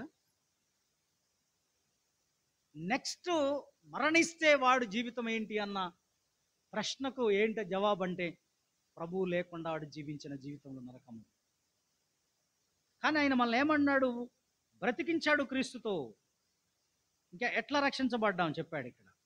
క్రీస్తునందు విశ్వాసం ఉంచడం ద్వారా ఆ దైవగ్రతను తప్పించుకుని రక్షించబడ్డాం. 2:8, 2:6-8 కృపచేత మీరు రక్షింపబడి ఉన్నారు, క్రీస్తు యేసునందు ఆయన మనకు చేసిన ఉపకారము ద్వారా అత్యధికమైన తన కృప మహదైశ్వర్యమును రాబో యుగములలో కనపరచు నిమిత్తము క్రీస్తు యేసునందు మనల్ని ఆయనతో కూడా లేపి పరలోకమందు ఆయనతో కూడా కూర్చుండబెట్టెను. మీరు విశ్వాసము ద్వారా కృపచేతనే రక్షింపబడి ఉన్నారు, ఇది మీ వలన కలిగినది కాదు, దేవుని వరమే. మన రక్షణకు విశ్వాసము, కృప రెండు తోడయ్యాయి. మన రక్షణకు ఎవరు తోడయ్యారు? మన విశ్వాసము, విశ్వాసానికి కృప తోడైంది. కృప అంటే ఏమిటి? అర్హత లేని మనిషి పట్ల దేవుడు చూపే ఓ ఫేవర్, తన మద్దతు, తన యొక్క జాలి, తన కనికరం, అది మన పట్ల చూపించాడు ఆయన. ఏమంటే అర్థమవుతుందా? ఉన్నారా బాబు? ఉన్నామా ఇక్కడే? రైట్. ఏమో రాత్రి ఎక్కడికో పోయినా అన్నావు, ఇవాళ కూడా అట్లాగే ప్రయాణం చేసి వచ్చానేమో. ఉన్నారా ఇక్కడే? అర్థమవుతుందా బాబు? ఇది 2వ అధ్యాయంలో రక్షణకు సంబంధించినటువంటి విషయం. తర్వాత క్రిందికి రండి. క్రిందికి వస్తే దేవుడు 10వ వచనం, మరియు వాటి యందు మనము నడుచుకున్న వల్లని దేవుడు ముందుగా సిద్ధపరిచిన సత్క్రియలు చేయుటకై మనము క్రీస్తు యేసునందు సృష్టింపబడిన వారమై ఆయన చేసిన పని అయి ఉన్నాం. మనము దేవుడు జగత్తు పునాది వేయబడక మునిపే మనల్ని ఏర్పరచుకున్నాడు. అదొకటి.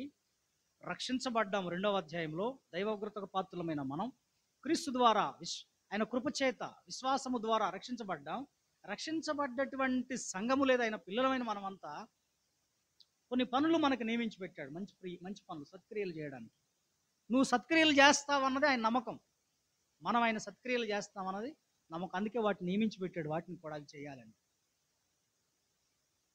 రక్షించబడితే సరిపోతుందా? మనం చెయ్యాలి, ఏదో చెయ్యాలి, మనం కూడా మంచి పనులు చేయాలి. అవి మన కోసం నియమించాడు. ఏమన్నాడు ఇక్కడ? మళ్ళీ చదవండి. దేవుడు ముందుగా సిద్ధపరిచిన సత్క్రియలు చేయుటకై మనము క్రీస్తు యేసునందు సృష్టింపబడిన వారమై ఆయన చేసిన పని అయి ఉన్నాం. మనము యేసుక్రీస్తు వారి వలె ఆయనలో మనం ఉంటూ మన కోసం సిద్ధపరిచిన క్రియలు మనం చేయాలట. తర్వాత 11 నుంచి 16, 17 వచనాల వరకు కూడా ఇక్కడ gentile converts and Jewish converts ఇద్దరు ఉన్నారు కదా, మనకి కనబడతారు కదా. యూదుల్లో నుంచి రక్షించబడ్డావాడు, అన్యజనులలో నుంచి రక్షించబడ్డాడు. ఒకప్పుడు వీళ్ళిద్దరూ ఒకటి కాకముందు వేరువేరుగా ఉన్నారు. యూదులు ఏమనేవాళ్ళు అంటే అన్యజనుల దగ్గరికి రానిచ్చేవాళ్ళు. అన్యజనులకి నిజదేవుడు తెలియదు, సత్యదేవుడు తెలియదు, ఏకేశ్వరుడు తెలియదు, బహుదేవతారాధన మనకు కలిగి ఉన్నాం మనం. అలాగే మనకు నిబంధనలు లేవు, అన్యజనులకు నిబంధన లేదు, ధర్మశాస్త్రం లేదు, ఎట్లా పడితే అట్లా బ్రతికాం, ఎలా జీవిస్తే అలా జీవించాం. యూదులతో సమాన పౌరసత్వం మనకు లేకుండా పోయింది. అలాంటి పరిస్థితుల్లో యేసుక్రీస్తు ద్వారా ఇప్పుడు చదువుకుంటారండి మీరు. కాబట్టి మునుపు శరీర విషయంలో అన్యజనులై ఉండి శరీరమందు చేతితో చేయబడిన సున్నతి గలవారు అనబడిన వారి చేత సున్నతి లేని వారు అనబడిన మీరు, వాళ్ళకు సున్నతి ఉంది, మీకు సున్నతి లేదు, కాబట్టి మీరు పాపాత్ములు, మేము పుణ్యాత్ములు అన్నట్లుగా అనుకునేవారు యూదులు. ఆ కాలమందు ఇశ్రాయేలుతో సహపౌరులు కాక మనం ఇశ్రాయేలు వారితో సహత్వం లేదు, వారితో ఎటువంటి ఇది లేదు. పరదేశులను, మనం ఎక్కడి వారమో, వాగ్దానాలు లేవు, మనకి నిబంధనలు లేవు. వారికి వాగ్దానాలు ఉన్నాయి, వారికి ధర్మశాస్త్రం ఉంది, వారికేమో ఆ దేవునితో అటాచ్మెంట్ ఉంది. అన్ని జనులకు అది లేదు. చెప్తూ వాగ్దాన నిబంధనలు లేని పరజనులను, నిరీక్షణ లేని వారును. చస్తే ఎక్కడికి పోతాం? మనకు నిరీక్షణ లేదు. ఒకప్పుడు, ఎప్పుడు? ఒకప్పుడు లోకమందు దేవుడు లేనివారునయ్యుండి క్రీస్తుకు దూరస్తులై ఉంటారని మీరు జ్ఞాపకం చేసుకున్నది. అయినను మునుపు దూరస్తులైన మీరు ఇప్పుడు క్రీస్తు యేసునందు క్రీస్తు రక్తం వల్ల సమీపస్తులైనారు. చూడండి, సమీపంగా దేవుడు తీసుకొచ్చే ప్రక్రియ జరిగింది. ఎట్లా? యేసుక్రీస్తు వారు రక్తం చెందించటం ద్వారా. ఒకప్పుడు అన్యజనులుగా బ్రతికిన మనం యూదులతో సహపౌరులం కాదు, నిబంధన లేదు, ధర్మశాస్త్రం లేదు, నిజ దేవుడు లేడు, మన ఇష్టం వచ్చినట్లు బ్రతికాం, ఎలా పడితే అలా జీవించాం. కానీ యేసుప్రభువు వారి శిలువ త్యాగము ద్వారా, ఆయన చెందించిన రక్తము ద్వారా సమీపస్తులం అయ్యాం. ఇవన్నీ బ్లెస్సింగ్స్ కదా, ఇవన్నీ ఆశీర్వాదాలు. తర్వాత ఆయన మన సమాధానమై ఉండి మీకును మాకును ఉండిన ద్వేషమును, అనగా విధిరూపకమైన ఆజ్ఞలు గల ధర్మశాస్త్రమును తన శరీరమందు కొట్టివేయుట చేత మధ్య గోడను పడగొట్టి మన ఉభయులను ఏకం చేసెను. అన్యజనులను అలాగనే యూదులను, అంటే ఇశ్రాయేల్ జనాంగాన్ని, వాళ్ళకి మధ్య ఒక అడ్డు గోడ ఉంది. అదేంటి? ధర్మశాస్త్రం. ధర్మశాస్త్రం ఉంది. ఈ ధర్మశాస్త్రం మాకే, మీకు కాదు. అన్యజనులారా, మీరెవరో అంటే వాళ్ళు ఈ లోకంలో బ్రతుకుతున్న మానవాళిలో మేమొక్కళ్ళమే మనుషులం, మీరు కాదు అన్నట్లుగా వారు చూశారు. ఆ ద్వేషం, వాళ్ళని చూస్తే, అన్యజనులను చూస్తే వీళ్ళకి ద్వేషం ఉంది. వీళ్ళు పాపులు, వీళ్ళు పాపాత్ములు. యేసుప్రభువు వారి టైంలో సుంకరులను, పాపులను ఎలా చూశారండి? శాస్త్రులు, పరిసయ్యులు, మనకు తెలుసు కదా. అట్లాంటి ద్వేషం ఉండేది. ఆ ద్వేషానికి గల కారణం ఏంటంటే విధి రూపకమైన ఆజ్ఞలు కలిగిన ధర్మశాస్త్రం. దాన్ని కొట్టివేయటం చేత ఆ గోడ వాళ్ళకి మనకి మధ్య ఉన్న గోడను క్లోజ్ చేసి వాళ్ళు వీళ్ళు ఒకటైపోయారు. Praise the lord. ఇప్పుడు అన్ని జనులు యేసుప్రభువుని నమ్ముకున్నారు, యూదుల్లో వాళ్ళు యేసుప్రభువుని నమ్ముకున్నారు. యూదుల్లో వాళ్ళకి నిజదేవుడు గురించి తెలుసు అంతకుముందు నుండే. తర్వాత యూదేతరులమైనటువంటి అన్ని జనులైన మనకు నిజదేవుడు తెలిసాడు. తండ్రి యొద్దకు చేరాము, ఆ ఉభయలో మన ఇద్దరం ఒకటయ్యాము అంటున్నాడు పౌలు గారు. ఇప్పుడు మీరు వేరు, మేము వేరు కాదు. వేరు అనేది లేదు ఇక్కడ, వేర్పాటువాదం లేదు ఇక్కడ. తర్వాత తన శిలువ వలన ఇట్లు సంధి చేయుచు ఈ ఇద్దరిని తన యందు ఒక నూతన పురుషునిగా సృష్టించి తన శిలువ వలన ఆ ద్వేషమును సంహరించి. ఏ ద్వేషం? ధర్మశాస్త్రము ద్వారా యూదులకి అన్యజనులకు మధ్య ఉన్న ద్వేషం గోడ, ఇది పడగొట్టడం. ఈ ద్వేషాన్ని శిలువ వలన ఆ ద్వేషాన్ని సంహరించి దాని ద్వారా వీరిద్దరిని ఏకశరీరముగా చేసి దేవునితో సమాధానపరచవాలని ఇలాగ చేసిన గనుక ఆయనయే మనకు సమాధాన కారకుడై ఉన్నాడు. యేసుప్రభువు వారు మన ఈ రెండు వర్గాల వారిని సమాధానపరిచిన సమాధాన కారకుడు. మరియు ఆయన వచ్చి దూరస్తులైన మీకును సమీపస్తులైన వారికిని సమాధాన సువార్తను ప్రకటించను. ఆయన ద్వారానే మనము ఉభయులము ఒక్క ఆత్మయందు తండ్రి సన్నిధికి చేరగలిగి ఉన్నాం. జంటైల్ కన్వర్ట్స్ కానివ్వండి, జూయిష్ కన్వర్ట్స్ కానీ, అందరం ప్రభువును స్వీకరించిన వాళ్ళందరూ, ఆయన రక్తంలో కడగబడిన వాళ్ళందరం ఒక్క ఆత్మ ద్వారా తండ్రి సన్నిధికి చేరి తండ్రి అబ్బా అని ప్రార్థించుకునే ఒక గొప్ప భాగ్యం మనకు దొరికింది. ఇదంతా మీకు అర్థమైతే ఎఫెసీ పత్రిక ఎంత అద్భుతమోనండి. చాలా చాలా అద్భుతంగా అనిపిస్తుంది. దీన్ని దీర్ఘ ప్రసంగం చేస్తే ఒక్కొక్క అంశాన్ని తీసుకొని మీకు చెప్పాను కదా, ఒక్కొక్క మాట తీసుకొని చెప్తే ఎన్ని సంవత్సరాలు పడుతుంది? 8 ఏళ్ళు చెప్పొచ్చు, 10 ఏళ్ళు కూడా చెప్పొచ్చు. అంత పెద్ద విషయాలు ఉన్నాయి ఇందులో. క్రీస్తు యేసే ముఖ్యమైన మూలరాయి అయి ఉండగా అపోస్తులులను ప్రవక్తలను వేసిన పునాది మీద మీరు కట్టబడి ఉన్నారు. ఇది చదవడం మర్చిపోయాను, 19వ వచనం. కాబట్టి మీరు ఇక మీదట పరజనులను పరదేశులనై ఉండక పరిశుద్ధులతో ఏకపట్నస్థులను దేవుని ఇంటివారునై ఉన్నారు.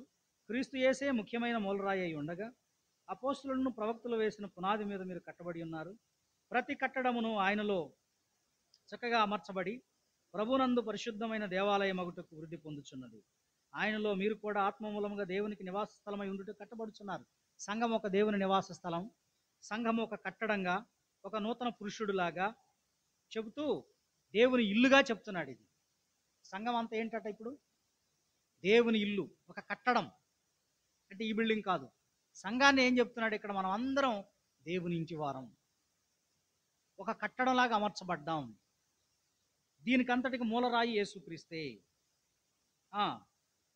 ఇంకేం చెప్పండి? ఆలయం, కట్టడము, ఇల్లు, దేవుని ఇల్లుగా, దేవుని ఇంటిగా, ఇల్లుగా కనబడుతున్నాం. సంఘం అంతా దేవుని ఇల్లు. ఇంకొకటి కట్టడముగా, ఒక బిల్డింగ్ లాగా, అలాగే ఒక దేవుని ఆలయంగా, ఒక పోలికను ఇక్కడ చెప్తున్నాడు పౌలు గారు. ఇది మనకు ఎఫెసీయులకు రాసిన పత్రికలో రక్షించబడ్డటువంటి మనందరికీ ఇవ్వబడ్డ గొప్ప ధన్యతగా ఇవన్నీ మనం చూస్తున్నాం. నేను ఒక్కొక్క అధ్యాయాన్ని మీకు చెప్పుకుంటూ పోతాను, క్లుప్తంగా చెప్పుకుంటూ పోతాను, చాలా సమయం అయిపోయింది. మూడవ అధ్యాయంలో యేసుక్రీస్తు వారి యొక్క స్వార్థ మర్మం ఏదైతే ఉందో, ఈ మిస్టరీ అట ఇది. ఈ మిస్టరీ యేసుక్రీస్తు రాక పూర్వము ప్రజలకు తెలియదు. ఒక మిస్టరీ, ఆ మర్మం. యేసుక్రీస్తు ఒక మర్మం. స్వార్థ ద్వారా మనుషులను రక్షించడం అనేది ఒక మర్మం. శిలువ త్యాగం అనేది ఒక మర్మం. ఈ మర్మం అంతకు పూర్వం ఉన్న వాళ్ళకి ఎవరికి తెలియదు. ఆ మర్మాన్ని, ఆ మిస్టరీని రివీల్ చేయబడిందట. పౌలు గారు చెప్తున్నాడు, చదవండి. ఎట్లనగా 3వ వచనం, క్రీస్తు మర్మము, చూడండి ఇక్కడ, క్రీస్తు మర్మము దేవదర్శనం వల్ల నాకు తెలియపరచబడినదను సంగతిని గురించి మునుపు సంక్షేపంగా వ్రాసి. ఎప్పుడు రాశాడు? గలతీ పత్రికలో రాశాడు. ఆయన అరేబియాలో 3 సంవత్సరాలు ఉన్నప్పుడు, దైవ శిక్షణలో ఉన్నప్పుడు, నేను పొందిన ఈ ప్రత్యక్షత అంతా కూడా ఇదంతా ప్రభు వలన పొంది తిని. ఈ సువార్త మర్మం ఎవరు చెప్పారు ఆయనకి? సంఘ నిర్మాణం, సంఘ స్థితిగతులు, ఇవన్నీ ఎవరు చెప్పారంటే డైరెక్ట్గా యేసుప్రభు వారు చెప్పారు. దాన్ని చెప్తున్నాడు ఇక్కడ. మీరు దాన్ని చదివిన ఎడల దాన్ని బట్టి ఆ క్రీస్తు మర్మమును గురించి నాకు కలిగిన జ్ఞానము గ్రహించుకొనగలరు. ఈ మర్మము ఇప్పుడు ఆత్మ మూలముగా దేవుని పరిశుద్ధులకు, అపోస్తులకును, ప్రవక్తలకును బయలుపరచబడి ఉన్నట్టుగా పూర్వకాలమందు మనుషులకు తెలియపరచబడలేదు.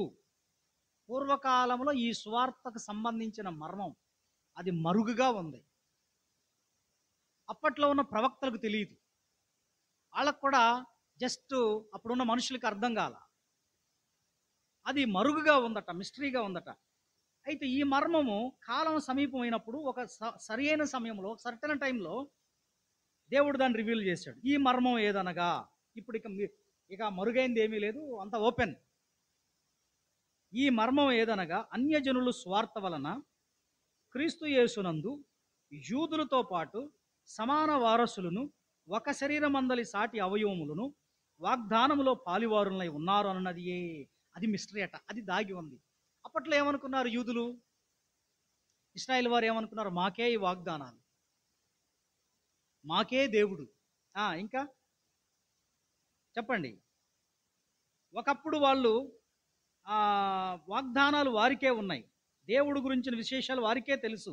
కానీ ఒక సింపుల్ థింగ్ వాళ్ళకి తెలియంది ఏంటంటే, అది మరుగైపోయి ఉంది, అది తెలియదు వాళ్ళకి, బయలుపరచబడాలి. ఏంటంటే యేసుక్రీస్తు అనేటువంటి ఆయన స్వార్థ ద్వారా, ఆయన శిలువ త్యాగము, మరణ పునరుద్ధానాలని స్వార్థను చెప్పడం ద్వారా మనుషులు, అన్యజనులైన వారందరూ కూడా నమ్మి దేవుని యొద్దకు వస్తారు అన్నటువంటి ఈ మర్మం చూశారు. అది వాళ్ళకి తెలియదు. అది ఎవరి ద్వారా రివీల్ చేశాడు? అపోస్తలుల ద్వారా. క్రొత్త నిబంధనలో ఉన్న ప్రజలకు, క్రొత్త నిబంధన కాలంలో ఉన్నటువంటి అపోస్తలులకు దేవుడు తెలియపరిచి దాన్ని కంప్లీట్గా మనకి దాచుకోకుండా ఆయన చెప్పాడు. దీన్ని మీరు చూస్తే ఇంకా కిందికి రండి. మనము యూదులతో సమాన వారసులం అయిపోయాము. ఒక శరీరం అందలి సాటి అవయములు, అంటే ఒక శరీరంలో అవయవాల్లాగా మళ్ళీ కలిసిపోయాం. వాళ్ళు కలిసిపోతారనే సంగతి వాళ్ళకి తెలియదు. అది మరుగుగా ఉంది. వాగ్దానములో వాళ్ళకే కాదు, పరలోక వాగ్దానం, దేవుని వాగ్దానం వాళ్ళకి కాదు, మనకు కూడా ఆ వాగ్దానంలో పాలివారులం. ఆశీర్వాదానికి మనం కూడా పాలివారం. మీరు ఒకసారి రోమపత్రికను కూడా మీరు చూడండి. రోమీలకు రాసిన పత్రిక 16వ అధ్యాయంలో కూడా చెప్తాడు ఈ మర్మాన్ని గురించి. 25, సమస్తమైన అన్యజనులు విశ్వాసమునకు విధేయులగునట్లు అనాది నుండి రహస్యముగా ఉంచబడి ఇప్పుడు ప్రత్యక్షపరచబడిన మర్మము. బాగా గమనించారా? సమస్తమైన అన్యజనులు అంటే భూలోకంలో ఉన్నటువంటి యూదులు కాని ప్రపంచంలో ఉన్న మిగిలిన ప్రజలందరూ, వారందరూ యేసుక్రీస్తు వారిని విశ్వసించడం, ఆయనకు విధేయత చూపడం అనేది ఏదైతే ఉందో అనాది నుండి ఇది రహస్యంగా ఉంచబడిందట. ఈ ప్రత్యక్షత, ఈ మర్మం ఒక సింపుల్గా ఆయనతో కలిసిపోవడం అనేది యేసుప్రభు నమ్ముకోవడం ద్వారా జరుగుతుంది అన్నటువంటి ఒక చిన్న రహస్యం, ఆ రహస్యం మరుగు చేయబడి చాలా ఏళ్లుగా అలా ఉంది. ఇప్పుడు ఆ మర్మం ఏమైందట? నిత్య దేవుని ఆజ్ఞ ప్రకారం ప్రవక్తల లేఖనముల ద్వారా వారికి తెలుపబడి ఉన్నది. ఈ మర్మమును అనుసరించి ఉన్న నా స్వార్థ ప్రకారము గాను యేసుక్రీస్తును గురించిన ప్రకటన ప్రకారము గాను మిమ్మును స్థిరపరచుటకు శక్తిమంతుడును అద్వితీయ జ్ఞానవంతుడైన దేవునికి యేసుక్రీస్తు ద్వారా నిరంతరము మహిమ కలుగును గాక. ఆమేన్. ఈ యొక్క మర్మము నా ద్వారా తెలియపరచబడింది పౌలు గారు చెప్తున్నాడు. మీకు అర్థమైందా? ఈ పాయింట్ అర్థమైందా? అర్థమైందా మీకు? రత్నం గారు అర్థమైందా? ఇలాగా అర్థమైందా? జయబాబు ఏంటి అసలు అది పాయింట్ ఏంటి చెప్పండి.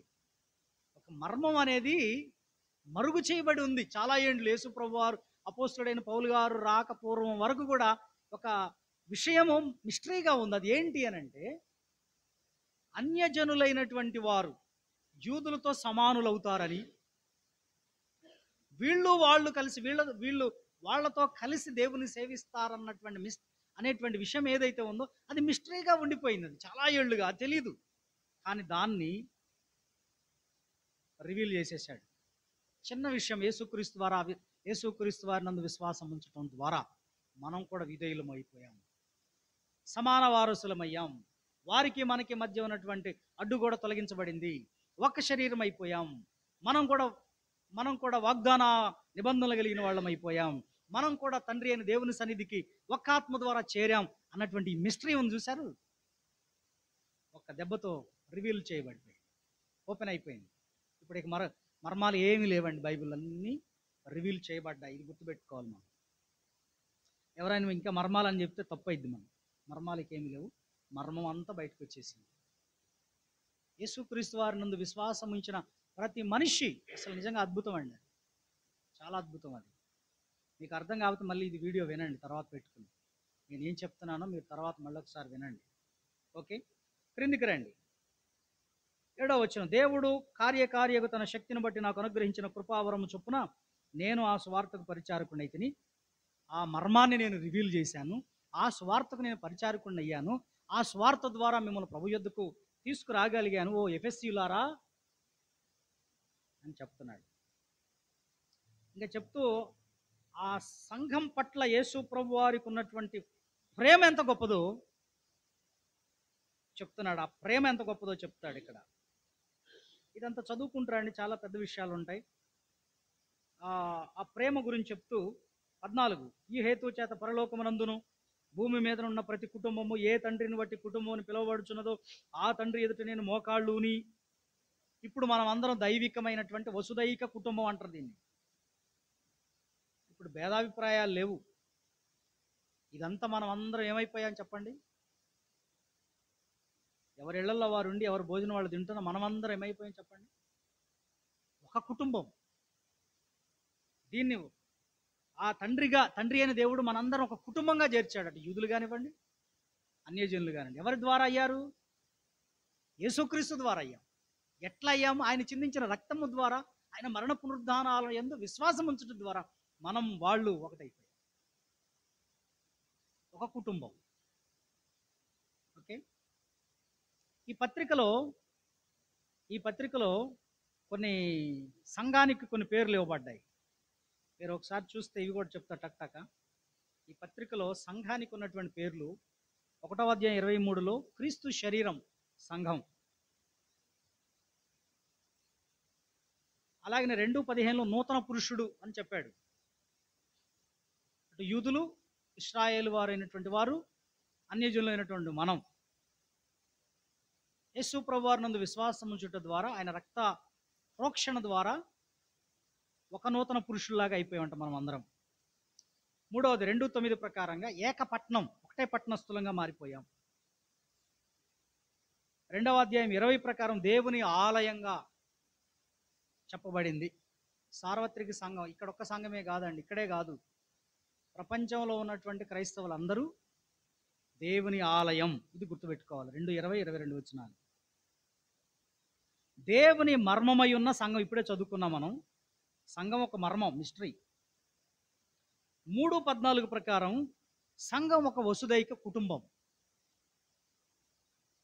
5:25 ప్రకారం సంఘము దేవుని భార్య, యేసుప్రభువు వారి యొక్క వధువు, క్రీస్తుకి భార్య అని చెప్పబడింది. సంఘము క్రీస్తుకి భార్య. 7 చూడండి, ఈ ఎన్నో అధ్యాయం అండి? 5వ అధ్యాయం. 5వ అధ్యాయం 24 సంఘము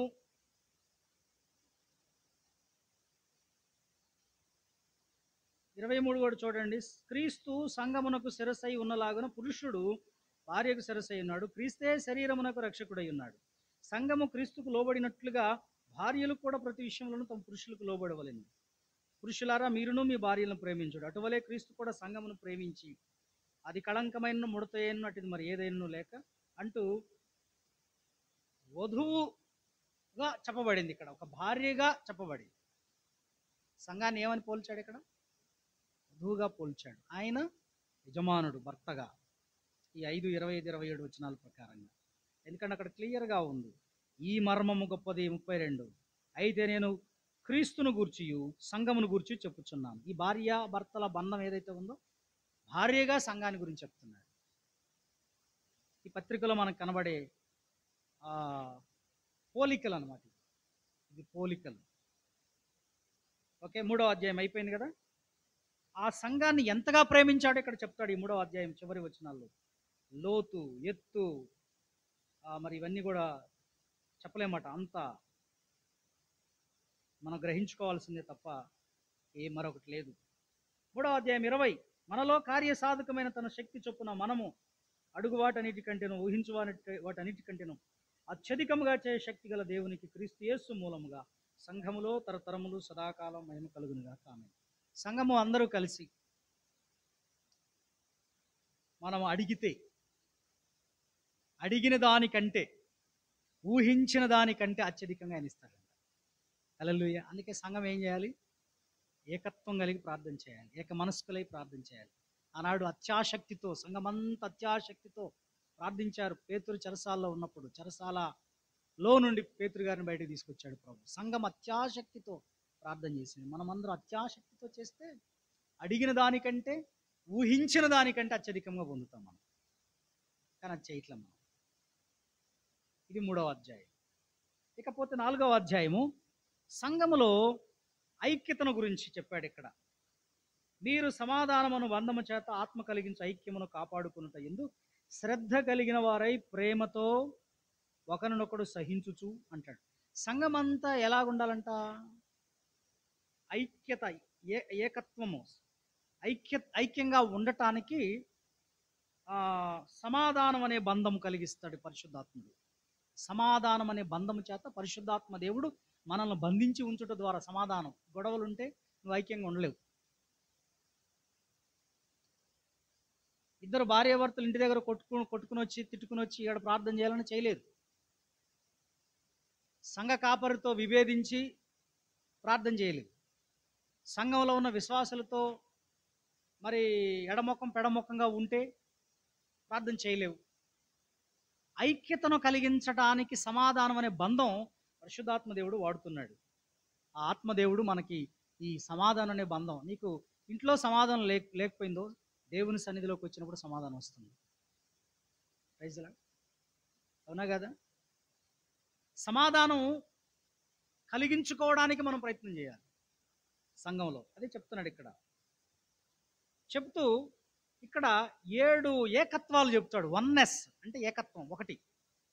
7 రకాల ఏకత్వాలు కనపడతాయి. 7 ఒకటే శరీరం. మీరు చూద్దాం, ఇక్కడ చదువుకుంటారండి. శరీరం ఒక్కటే. శరీరం ఒక్కటే అంటే ఏంటి? ఇక్కడ ఈ ప్రపంచంలో ఎన్ని సంఘాలు ఉన్నా సంఘం అంతా సార్వత్రిక సంఘం ఒకటే.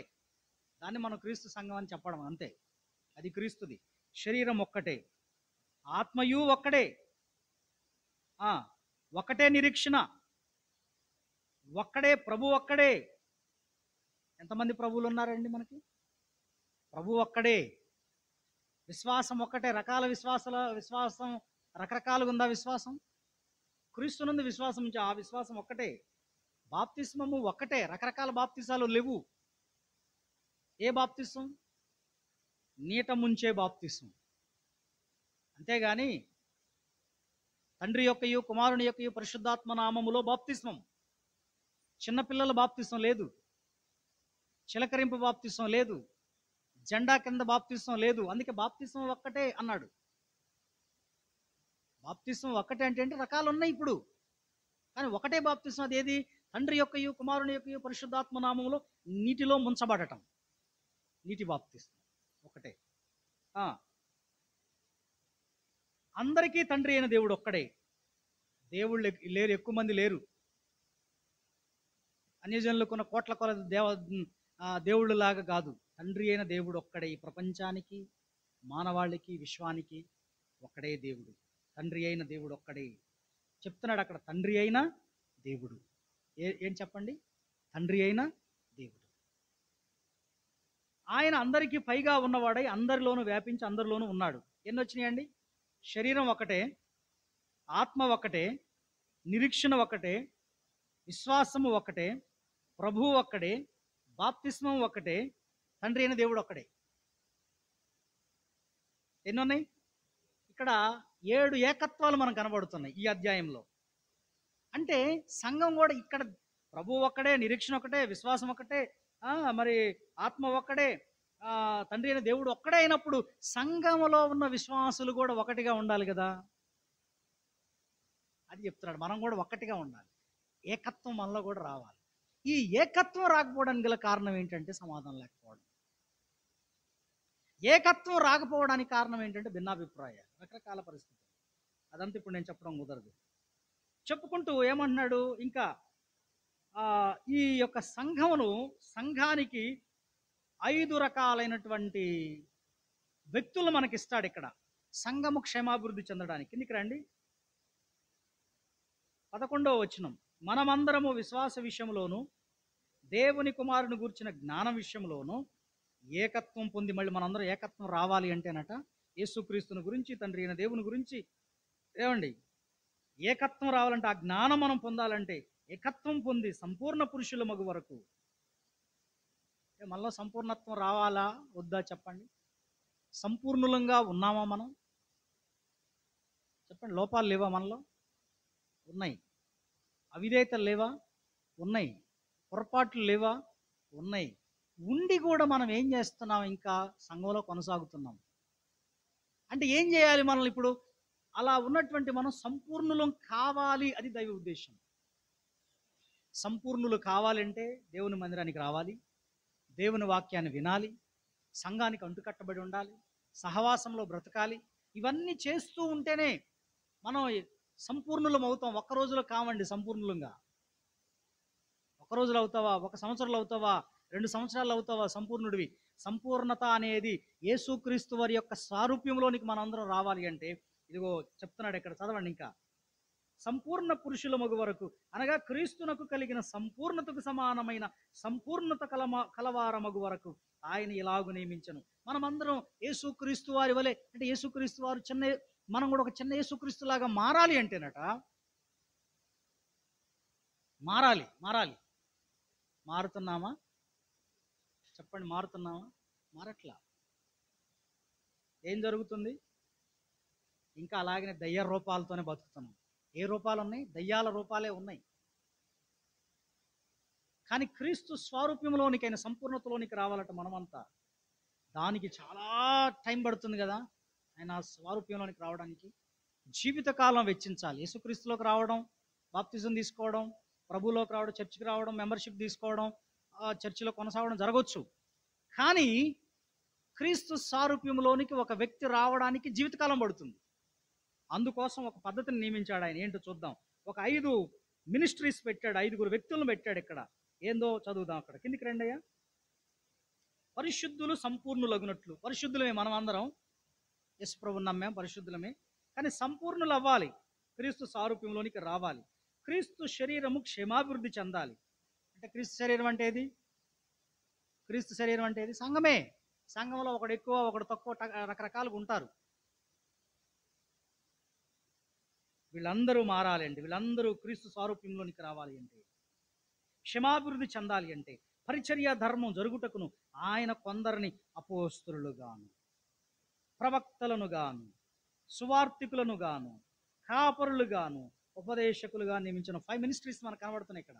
5 పరిచర్యలు లేదా 5 రకాలైనటువంటి గిఫ్ట్స్ మనకు కనబడుతున్నాయి ఇక్కడ. ఈ ఐదుగురు ఈ సార్వత్రిక సంఘాన్ని క్షేమాభివృద్ధి చెందేటట్లుగా, క్రీస్తు సారూప్యంలోనికి వచ్చేటట్లుగా, వాళ్ళు యేసుక్రీస్తు వారి వాళ్ళే సంపూర్ణులు అవ్వడానికి ఈ 5 రకాలైనటువంటి మినిస్ట్రీస్ పనిచేస్తున్నాయి. ఏంటండి? ఒకటి, అపోస్తులు. ప్రారంభ దినాల్లో అపోస్తులు ఉన్నారు. ప్రవక్తలు, సువార్తికులు. సువార్తికులు అంటే ఏంటి? వాళ్ళు గాస్పల్ చేస్తూ గ్రామానికి ప్రాంతానికి, ఇతర దేశాలకు, అన్ని చోట్లకు వెళుతూ ఉంటారు. కాపరులు, ఒక చోట ఉండి రక్షించబడ్డటువంటి ఆ సంఘాన్ని దాన్ని కాపాడుతూ చేసేవాళ్ళు కాపరులు కదా అండి. ఉపదేశకులు, వీళ్ళందరినీ మళ్ళీ ట్రైన్ చేసి వీళ్ళందరినీ సేవకులుగా తయారు చేయడం మామూలు విషయమా? ఎన్ని ఉన్నాయండి చూసారా? అందుకే చెప్తున్నాడు ఇందులో ఈ 4వ అధ్యాయంలో చెప్తున్నాడు, సంఘ క్షేమాభివృద్ధి కావాల్సినటువంటి 5 మినిస్ట్రీస్ మనం చూస్తున్నాం ఇక్కడ. 5 రకాల వరాలను మనం చూస్తున్నాం, వ్యక్తులను చూస్తున్నాం, 5 పనులు మనం చూస్తున్నాం, 7 ఏకత్వపు విషయాలు చూసాం. ఏకత్వం గురించి చెప్పాడు, సంఘము క్షేమాభివృద్ధి గురించి చెప్పాడు. అది క్షేమాభివృద్ధి చెంది క్రీస్తు సారూప్యంలోనికి మనం కూడా సంపూర్ణ పురుషులం అవ్వడానికి కావలసినటువంటి పరిచర్యలు, ఆ పరిచర్య ధర్మం గురించి చెప్పి ఇక్కడ రాశాడు. ఒక 5 విషయాలు, 5గురు పని చేయాలని. ఉన్నారా ఇక్కడే? ఓకేనా? ఇదంతా కూడా తర్వాత రక్షించబడ్డటువంటి సంఘంలో ఉన్న విశ్వాసులు ఎలా బ్రతకాలో చెప్పాడు. 5వ అధ్యాయం ఈ 17 నుంచి 5వ అధ్యాయము మీరు 21 వచనాల వరకు కూడా ఒక బిలీవర్, ఒక క్రైస్తవ విశ్వాసి జీవన విధానం ఎట్లుండాలి చెప్పాడు. ఒకప్పుడు మీరు ఎట్లున్నారు చెప్తూ, కాబట్టి అన్యజనులు నడుచుకున్నట్లు మీరు ఇక మీదట నడుచుకోవద్దు, అన్యజనుల్లాగా మీరు ఫాలో అవ్వద్దు, అన్యజనులు ఫాలో అవ్వద్దు, అన్యజనులకు నడుచుకోవద్దు. కానీ మనం ఏం చేస్తున్నాం? సగం అన్యజనుల్లాగా, సగం క్రైస్తవులాగా బతుకుతున్నాం. అది తప్పు. అలా మీరు ఉండొద్దు. వారైతే అంధకారమైన మనస్సు గలవారై తమ హృదయ కాఠిన్యం వలన, తమలోనున్న అజ్ఞానము చేత దేవుని వలన కలుగు జీవములో నుండి వేరుపరచబడిన వారై తమ మనస్సునకు కలిగిన వ్యర్థత అనుసరించి నడుచుకుని వారైతే అలా బ్రతుకుతున్నారు. మీరు వాళ్ళని ఫాలో అవ్వకండి, వాళ్ళని అనుసరించి నడుచుకోబాకండి, వాళ్ళు నడిచినట్టుగా నడవద్దు. మీరు వాళ్ళు జీవించే జీవిత విధానం అలాగుంది, సిగ్గులేని వారిలాగా బతికారు, నానా విధమైన అపవిత్రత, అత్యాశతో జరిగిస్తూ కాముకులై బతికారు వాళ్ళంతా. అలా వద్దు మీరు. ఓ క్రైస్తవులారా, దేవుని పిల్లలారా, సంఘమా, సంఘ సభ్యులారా, మీరు ఉండాల్సింది ఏంటంటే, మీరు యేసును గురించి విన్నారు, ఆయన యందలి సత్యం ఉన్నట్లుగా ఆయన యందు ఉపదేశింపబడిన వారైన ఎడల మీరు అలాగూ క్రీస్తును నేర్చుకున్న వారు కారు. ఏమన్నాడు? కావున మునుపటి ప్రవర్తన విషయంలోనైతే మోసకరమైన దురాశ వలన చెడిపోవు మీ ప్రాచీన స్వభావం వదులుకుని, మీరు మునుపు ఇష్టం వచ్చినట్లుగా బ్రతికారు, రోత బతుకు బతికారు, ప్రాచీన స్వభావాన్ని ఇప్పుడు వదిలేసుకోండి. మీ చిత్తవృత్తి యందు నూతనపరచబడిన వారై, అంటే మారు మనసు పొందిన వారై, నీతియు యథార్థమైన భక్తియు గలవారై దేవుని పోలికగా సృష్టింపబడిన నవీన స్వభావాన్ని మీరు ధరించుకోవాలి. విశ్వాసులు ఎలా బ్రతకాలి, ఎలా జీవించాలని చెప్పాడు. కొన్ని విషయాలు ఇక్కడ టకటక మీరు చదువుకోండి, మీకు అర్థమైపోతుంది. అబద్ధం ఆడకూడదు. విశ్వాసులు అబద్ధం వాళ్ళు చెప్పొద్దు. మనం ఎన్ని అబద్ధాలే. నీవు విశ్వాసమైతే ఎందుకు అబద్ధం, ఎందుకు అబద్ధాలు ఆడటం? అబద్ధం ఆడుట మాని ప్రతివాడు తన పొరుగు వానితో సత్యమే మాట్లాడాలి. కోపపడుడి కానీ పాపం చేయకుడి. అంటే ఏముండకూడదు? కోపం ఉండకూడదు. మనకి షార్ట్ టెంపర్, ప్రతిదానికి, చిన్నదానికి, పెద్దదానికి చాలా టెంపర్గా ఫీల్ అయితే ప్రయోజనం లేదు. ఒక విశ్వాసిగా, ఒక సంఘ విశ్వాసిగా, దేవుని పిల్లలుగా బ్రతుకుతున్న మనం టెంపర్ పీపుల్గా ఉండొద్దు. మనం తగ్గించుకుని ఆచితూచి కోపపడటం అవసరం. కోపపడు, కోపంలో న్యాయం ఉండాలి. కోపపడు, కోపంలో న్యాయం ఉండాలి. నీ కోపానికి ఒక అర్థం ఉండాలి. నీ కోపానికి ఒక ఇది ఉండాలి. సత్యం మాట్లాడాలి, అబద్ధం మాట్లాడకూడదు, కోపపడొద్దు. ఒకవేళ కోపపడినా ఏం చేయొద్దు, పాపము రాకుండా చూసుకోవాలి. పాపం అంటే ఏంటి? ఇప్పుడు కోపం వచ్చేసింది, భయంకరంగా బూతులు తుట్టావు నీ పిల్లల్ని, ఏమైంది చెప్పండి? నోరంతా కోపం వచ్చింది, కొట్టావు, భయంకరంగా కొట్టావు భార్యని, ఎక్కడో తగిలి చచ్చిపోయింది, ఏమైంది? నరహంతకుడిది. కోపం వచ్చింది, ఫటాఫటా పిల్లల్ని కొట్టావు, కాలో చేయి ఇరిగింది, ఏంటి పరిస్థితి? పాపం జరిగింది. కొట్టు, దెబ్బ కొట్టు, తిట్టు, గద్దించు. వాడు గోడకు తగిలేటట్టుగానో, వాడు కాలో చేయి ఇరిగేటట్లుగో, ఆవిడ కాలో చేయి ఇరిగేటట్లుగానో, లేకపోతే అసలు నీకు నాకు వద్దు, ఇక తెగతెంపులు చేసుకుందాం, విడాకులు తీసుకుందాం అంటే అది కోపంతో చేసే పనులు. అవి మామూలు అండి, చిన్న విషయాలు, చాలా పెద్ద విషయాలు. నోరుకొచ్చినట్టు బూతులు మాట్లాడి, నోరుకొచ్చినట్టు మాట్లాడి జీవిస్తే ఏంటిక? సూర్యుడు అస్తమించే వరకు మీ కోపం నిలిచి ఉండకూడదు. కోప్పడ్డా, ఉదయం కోప్పడ్డా సాయంత్రం క్లోజ్ అయిపోవాలి. కొందరు నెలలు నెలలు నెలలు నెలలు మాట్లాడుకోకుండా బ్రతికే క్రైస్తవ జీవితం, అది క్రైస్తవ జీవితమా? చెప్పండి, అది మంచిదా? కరెక్ట్ కాదు. అపవాదికి చోటు ఇయ్యకుడి, మీరు అపవాదికి చోటించిన వాళ్ళు అవుతారు. 28 దొంగిల వద్దు. పాత నిబంధనలో 20వ అధ్యాయ నిర్గమకాండంలో ఆజ్ఞలో ఒక ఆజ్ఞ కదా. కృత నిబంధనలో కూడా దొంగిలించకూడదు, దొంగిలించకూడదు, దొంగతనం చేయదు. ఒకడు వస్తూ నీకు వద్దు, ఒకటిది ఆశించను వద్దు.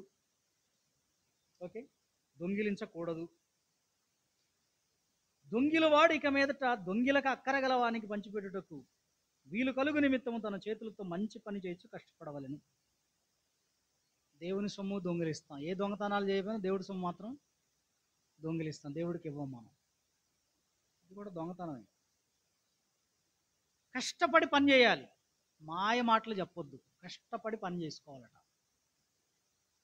ఒట్టి మాటలు లేమిడికి కారణం. పని చేయండి కష్టపడి, తన చేతులతో మంచి పని చేయొచ్చు కష్టపడవు. మంచి పని చేయండి, చేతులతో మంచి పని చేయొచ్చు కష్టపడాలి, పని చేయాలి. వినువారికి మేలు కలుగునట్లు అవసరమును బట్టి క్షేమాభివృద్ధికరమైన అనుకూల వచనమే పలుకుడి గాని దుర్భాష ఏదైనాను మీ నోట రానికుడు. ఫాల్త్ టాక్, దుర్భాష అంటే ఫాల్త్ టాక్ అంటే ఇంగ్లీష్లో, అంటే చెడ్డ మాటలు, వంకర మాటలు రావద్దు. పరిశుద్ధాత్మను దుఃఖపరచుకుడి. ఇలాంటి ప్రవర్తన వల్ల ఆయన బాధపడతాడు, దుఃఖిస్తాడు. ఇక్కడ వచనాలన్నీ చెప్పాడు. 5వ అధ్యాయం, మీరు ప్రియులైన పిల్లల వలె దేవుని పోలి నడుచుకొనుడి అని చెప్తే ఎట్లా ఒక క్రైస్తవుడు దేవుని బిడ్డ బ్రతకాలో చెప్పాడు. కిందికి రండి. 3వ వచనం, మీలో జారత్వమే గాని ఏ విధమైన అపవిత్రతయే గాని అంటున్నాడు. అపవిత్రత ఉండొద్దు, జారత్వం ఉండొద్దు. లోభత్వం అంటే ధనాపేక్ష, దురాశ అనమాట. అది వీటి పేరైన ఎత్తకూడదు. ఇది పరిశుద్ధులకు తగినది, ఇదే పరిశుద్ధులకు తగినది. అసలు పేరు కూడా ఎత్తకూడదట. కృతజ్ఞతా వచనమే మీరు ఉచ్చరింపవలేను కానీ, కృతజ్ఞతా వచనం అంటే దేవానికి స్తోత్రం. ఎట్లా? దేవానికి స్తోత్రం. మన నోట్లో ఏముండాలి? కృతజ్ఞతా వచనమే ఉండాలి. దేవునికి స్తుతి చెల్లించే విధంగా రావాలి మన మాటలు. అంటే ఎట్లా అంటారు? ఇద్దరు అత్తగోడలు తిట్టుకున్నారట. ఇద్దరు అత్తగోడలు తిట్టుకుని మాట్లాడుకోవట్లేదు. అత్తగారికి సుట్టదాగే అలవాటు ఉంది. కోడలు అత్త ఇద్దరు తిట్టుకుని ఎడమోకం పెడమోకం ఉన్నారు. అయ్యగారు నాకులాగినే చెప్పినట్టున్నాడు వాక్యం, స్తోత్రం చెప్పమని. అత్తగారు అడిగింది, ఏమంది? స్తోత్రం స్తోత్రం స్తోత్రం, చుట్ట ఎక్కడ ఉంది అంటే, హల్లెలూయ హల్లెలూయ అరుగు మీద తీసుకున్నాడు. అట్లా ఏమంటారా? అది కరెక్టా?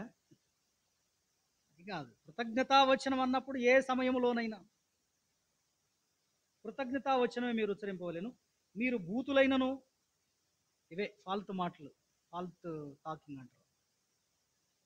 బూతులు అని క్లియర్గా మెన్షన్ చేస్తుందండి అక్కడ. ఈ రోజున సంఘంలో ఉన్న విశ్వాసులు నోరుళ్ళు తెరిస్తే మాట్లాడటం రాదండి. చాలామందికి మాట్లాడటం రాదు. స్త్రీలకు కానీ పురుషులకు కానీ వాళ్ళు మాట్లాడుకునే మాటలే పిల్లలు కూడా మాట్లాడతారు. అది మీరు మాట్లాడుతుంటే ఆటోమేటిక్ పిల్లలు వింటారు. మీ ఇద్దరే బూతులు తిట్టుకుంటా ఉంటే భార్యాభర్తలు, మీ నోరు ఎంత చెడ్డదో మీరు ఆలోచన చేయండి. బూతులు మాట్లాడేవాడి నోరు అలాంటి వాళ్ళు అంటే, నాకు ఆ మాటలు వింటేనే నాకు ఇరిటేషన్ పడుతుంది. వాళ్ళని మాట్లాడుకుంటే నేను ఇరిటేషన్ వస్తుంది మాకు. మరి మీరు ఎలా మాట్లాడుకుంటారో నాకు తెలియదు. అవి వింటంటే మాకు అలాంటి ఇరిటేట్ అండి. నాకైతే ఆ వినబుద్ధి కాదు.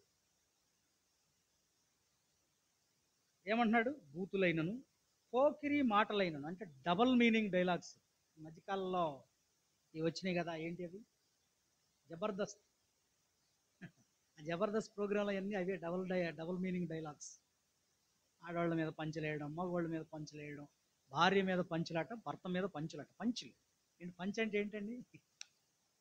అదేనా? మాటలు పంచుల్లాగా అనమాట.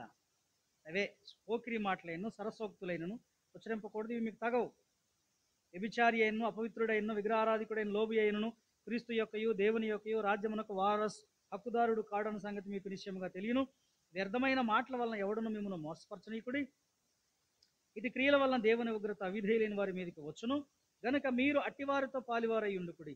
మీరు పూర్వమందు చీకటి అయి ఉంటుంది, ఇప్పుడైతే ప్రభునందు వెలుగు అయినారు. ఒకప్పుడు అట్లా బ్రతికారు, ఇప్పుడు అలా బతకండి. మీరు దేవునికి ప్రీతికరమైనది ఏదో అది చెయ్యండి. వెలుగు సంబంధులుగా నడుచుకోండి.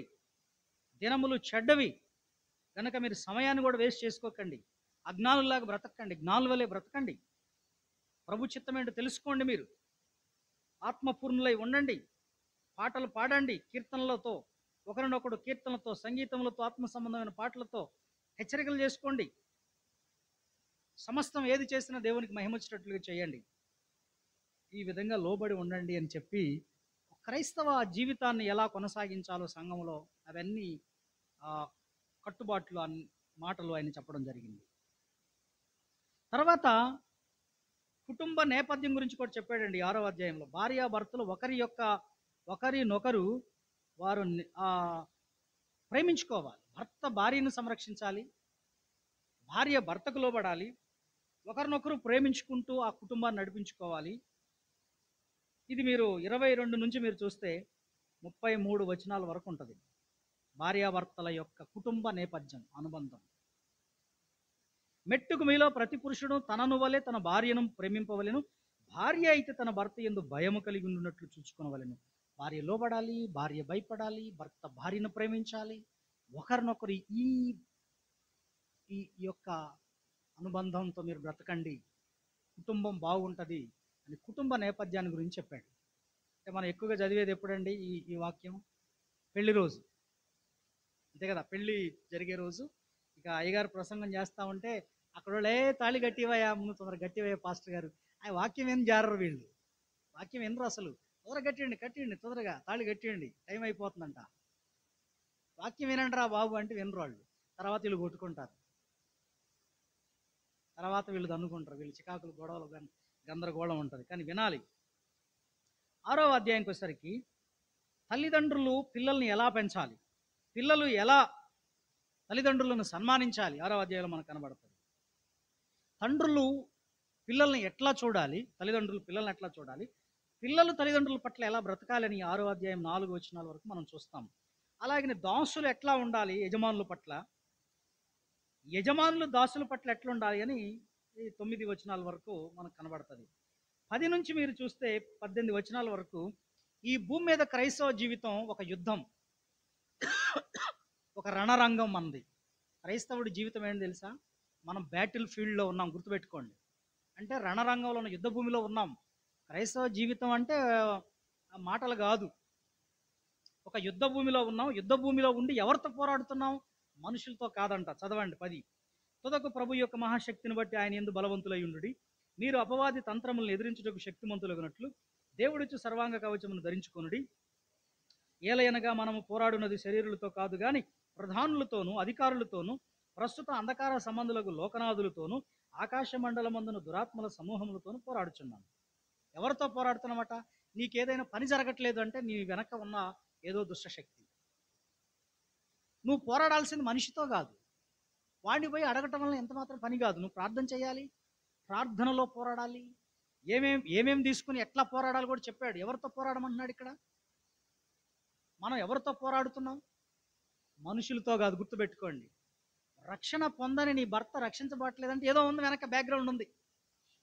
నువ్వు పోరాడితే ఆయన్ని నువ్వు మారు అని పోరాడంటే పని జరగదు. వాక్యం చెప్పావా, ప్రార్థనే చెయ్యి, అంతే. కొన్ని పనులు కావట్లేదా?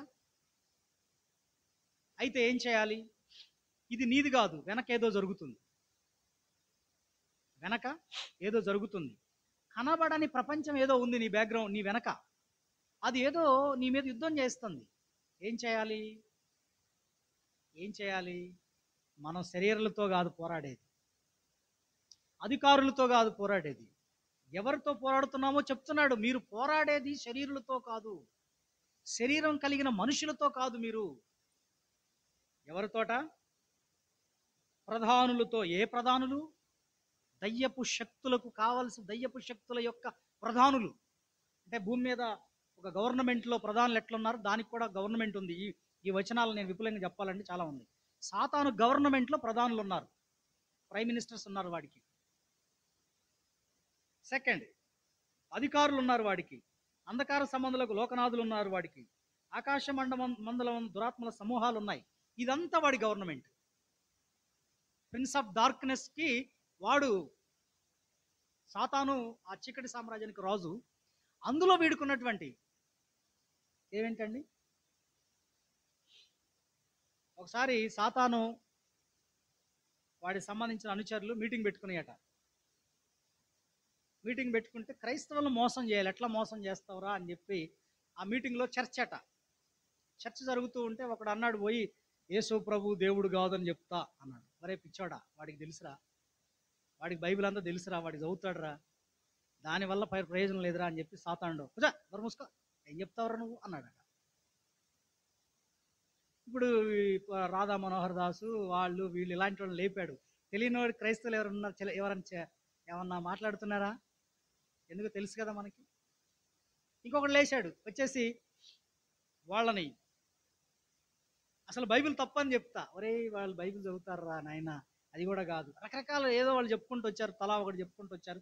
ఒకడు అన్నాడట, వాళ్ళు చర్చికి పోతారు, చర్చిలో కూర్చుంటారు, బాప్తిజం తీసుకుని చర్చిలో కూర్చున్నా వాళ్ళని నిద్రామత్తులో ముంచి వాళ్ళను మోసం చేసి వాళ్ళ జీవితాలను సర్వనాశనం చేస్తా అన్నాడంట.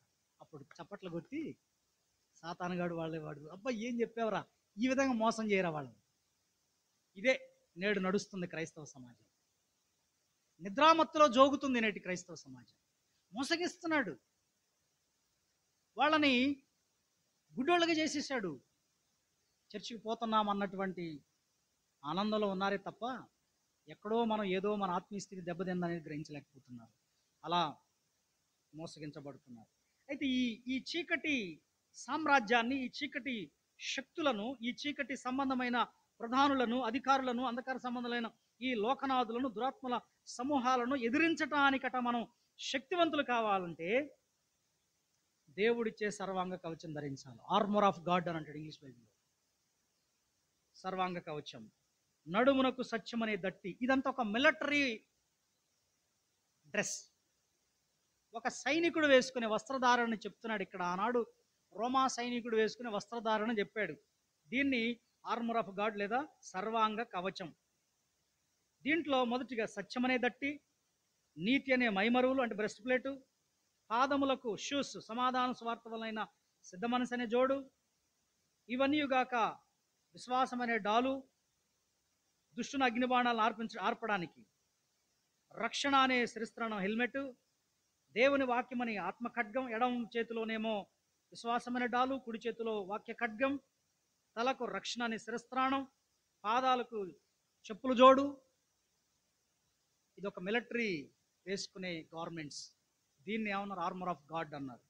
దీనితో పాటు ఆత్మ వలన ప్రతి సమయమందును ప్రతి విధమైన ప్రార్థనను విజ్ఞాపన చేయొచ్చు, ఆ విషయమై సమస్త పరిశుద్ధుల నిమిత్తం పూర్ణమైన పట్టుదలతో విజ్ఞాపన చేయొచ్చు, మెలకుగా ఉండండి. వండర్ఫుల్ కదా. లాస్ట్ ఫైనల్గా ఏం చేయాలి? మనం ప్రార్థన చేయాలి. అది కూడా ఒక ఆయుధం. పరిస్థితులను చూసి మనం జంకొద్దు. నువ్వు మాత్రం ఒకటి గుర్తుపెట్టుకో, క్రైస్తవుడా, ఓ విశ్వాసి, నువ్వు ఎక్కడున్నావు తెలుసా? బ్యాటిల్ ఫీల్డ్లో ఉన్నావు, యుద్ధ భూమిలో ఉన్నావు, రణరంగంలో ఉన్నావు. నీతో పోరాడేది మనుషులు కాదు, రక్తమాంసాలు కలిగిన మనుషులు అంతకంటే కాదు. ఎవరట? దురాత్మల సమూహాలు. ఆకాశ మండలమందున దురాత్మల సమూహాలు, ప్రధానులు, అధికారులు, వాడికి సంబంధించిన చీకటి సామ్రాజ్యానికి సంబంధించిన శక్తులు. అవన్నీ తంత్రాలు పెట్టి ఒక క్రైస్తవుడిని ఎప్పుడు పక్కదారి పట్టిద్దామని చూస్తున్న రోజులు ఇవి. అంత భయంకరంగా పనిచేస్తున్న రోజులు. ఇలాంటి వాతావరణంలో నీకేం కావాలి? ఆర్మర్ ఆఫ్ గాడ్ కావాలి. ఏంటండి ఏం కావాలి? సర్వాంగ కవచం. అందులో ఏముంది? ఇప్పుడు అవన్నీ ఒక్కొక్క వస్తువుని గురించి నేను వివరించడానికి సమయం లేదు. ఒక్కొక్క వస్తువుని గురించి వివరించాలంటే మళ్ళీ అది ఒక పెద్ద మెసేజ్. కదా. ఇవి చెప్పాడు. మనం ఎట్లా బ్రతకాలి క్రైస్తవ జీవితంలో, ఎలా ఎలా ముందుకెళ్ళాలి. ఎన్ని ఉన్నాయండి, ఎఫ్ఎస్సి పత్రిక ఎంత అద్భుతంగా ఉందండి. కాబట్టి ఇది, ఈ ఎఫ్ఎస్సి పత్రిక ఎంత గొప్ప, ఎన్ని విషయాలు ఉన్నాయో ఇంకా చెప్పాలంటే ఇంకా చాలా ఉన్నాయి. అవన్నీ ఇప్పుడు నాకు సమయం లేదు. కానీ మీకు ఎఫ్ఎస్సి పత్రికలో కనిపించే కొన్ని మాటలు, యందు అనే మాట ఒక 90 సార్లు ఉంటుందండి. ఇన్ క్రైస్ట్, క్రీస్తు, క్రీస్తు నందు లేదా క్రీస్తు యందు, ఆయన యందు అనే పదాలు దాదాపుగా 90 సార్లు. ఒకవేళ నేను క్వశ్చన్ అడిగితే ఇందులో మీరు చక్కగా చెప్పొచ్చు, అడగొచ్చేమో. కృప అనే పదం ఒక 13 సార్లు ఉంటుంది. ఆత్మ, ఆత్మీయ అనే పదాలు ఒక 13 సార్లు ఉంటుంది. శరీరం అనే పదం బాడీ ఆఫ్ క్రైస్ట్ గురించి 8 సార్లు. నడక, నడుచుట అనే పదం 8 సార్లు ఉంది. పరలోకము లేదా పర సంబంధమైన అనే పదం ఒక 5 సార్లు పైబడి ఉండొచ్చు, మీరు చెప్పండి తర్వాత. మర్మము అనే పదం, మిస్టరీ, 5 సార్లు. ఇకపోతే క్రీస్తు అనే మాట 45 సార్లకు ఎక్కువే ఉంటుందని నా అభిప్రాయం. నేనైతే అవి మాత్రం చెప్పగలిగా. 45 వర్సెస్లో మనకు కనబడుతుంది అక్కడ 45 సార్లు. ఓకే అండి.